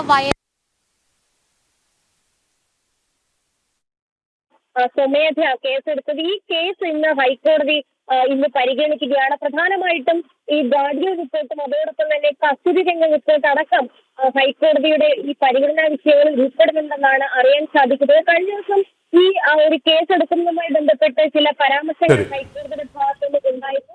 ഏതായാലും ഏറ്റവും പ്രധാനം അനു പറഞ്ഞ പോലെ വയനാടുമായി ബന്ധപ്പെട്ട ഹൈക്കോടതി സ്വമേധയാ എടുത്ത കേസ്, കാരണം അത് ഇന്ന് പരിഗണിക്കുമ്പോൾ എന്തായിരിക്കും കോടതിയുടെ ഭാഗത്തു നിന്ന് ഉണ്ടാവുക എന്നതാണ്. കാരണം ഏറെ വിമർശനങ്ങൾ കൂടി ഇതിനിടയിൽ വരുന്നൊരു സാഹചര്യം ഉണ്ടായിരുന്നു. അതുകൊണ്ട് തന്നെ കോടതിയുടെ വാക്കുകൾ ഏറെ സുപ്രധാനമായി നമ്മൾ ശ്രമിക്കേണ്ടതുമാണ്. ഏതായാലും പുത്തൻപുലരിയുടെ സമയം ഏതാണ്ടല്ല PCR നിന്ന് കൃഷ്ണപ്രിയയുടെ നിർദ്ദേശം വന്നു. ലാസ്റ്റ് വാർണിംഗ് വന്നു. സമയം കഴിഞ്ഞിരിക്കുകയാണ്. കാര്യം ഇത് കഴിഞ്ഞാലേ 9 മണിക്ക് ബ്രേക്കിംഗ് അവേഴ്സിലേക്ക് കടക്കാൻ കഴിയും. പ്രിയപ്പെട്ട പ്രേക്ഷകർ തുടരണം. കാര്യം പ്രധാനപ്പെട്ട ഒരു പിടി വാർത്തകൾ വിവിധ പ്രദേശങ്ങളിൽ നിന്ന്. ഒന്ന് വഖഫ് നിയമ ഭേദഗതിയുമായി ബന്ധപ്പെട്ട് ഡൽഹിയിൽ നിന്നുള്ള വാർത്തകൾ. എന്തിന് വഖഫ് നിയമ ഭേദഗതി എന്നുള്ളതിന് ഒന്നാന്തരം ഉത്തരവുമായി അരുൺ ആലത്തൂർ തിരുച്ചെന്തുറയിൽ ഉണ്ട്. ഒരു ക്ഷേത്രഭൂമി അടക്കം വഖഫ് ബോർഡ് ഏകപക്ഷീയമായി ഏറ്റെടുത്തതിൻ്റെ അവിടുത്തെ ഗ്രാമവാസികളുടെ വേദനയും വിഷമവും നിയമ ഭേദഗതിയിലുള്ള സന്തോഷവുമായി അരുൺ ആലത്തൂർ ചേരും. ഒപ്പം വയനാട്ടിൽ 2 സുപ്രധാന കാര്യങ്ങൾ. ഒന്ന്, ജനകീയ തിരച്ചിൽ ഇന്ന് ആരംഭിക്കുകയാണ്. ഉറ്റവരുടെയും ഉടയവരുടെയും സഹായത്തോടു കൂടി ജനകീയ തിരച്ചിൽ. മുന്നിൽ തന്നെ സേവാഭാരതിയുണ്ട്. അല്പം മുമ്പ് നമ്മൾ ആ വിശേഷം കണ്ടു. അതിനൊപ്പം തന്നെ കേന്ദ്ര സംഘം വയനാട്ടിൽ എത്തിയിരിക്കുകയാണ്. സംഘത്തോടൊപ്പം തന്നെ ഓരോ നിമിഷവുമുള്ള അപ്ഡേറ്റ്സുമായി നമ്മുടെ ഐസൻ ജോസും ഉണ്ടാകും. അപ്പോൾ ഇന്നത്തെ പുത്തൻപുലരി ഇവിടെ അവസാനിക്കുകയാണ്. നമസ്തേ.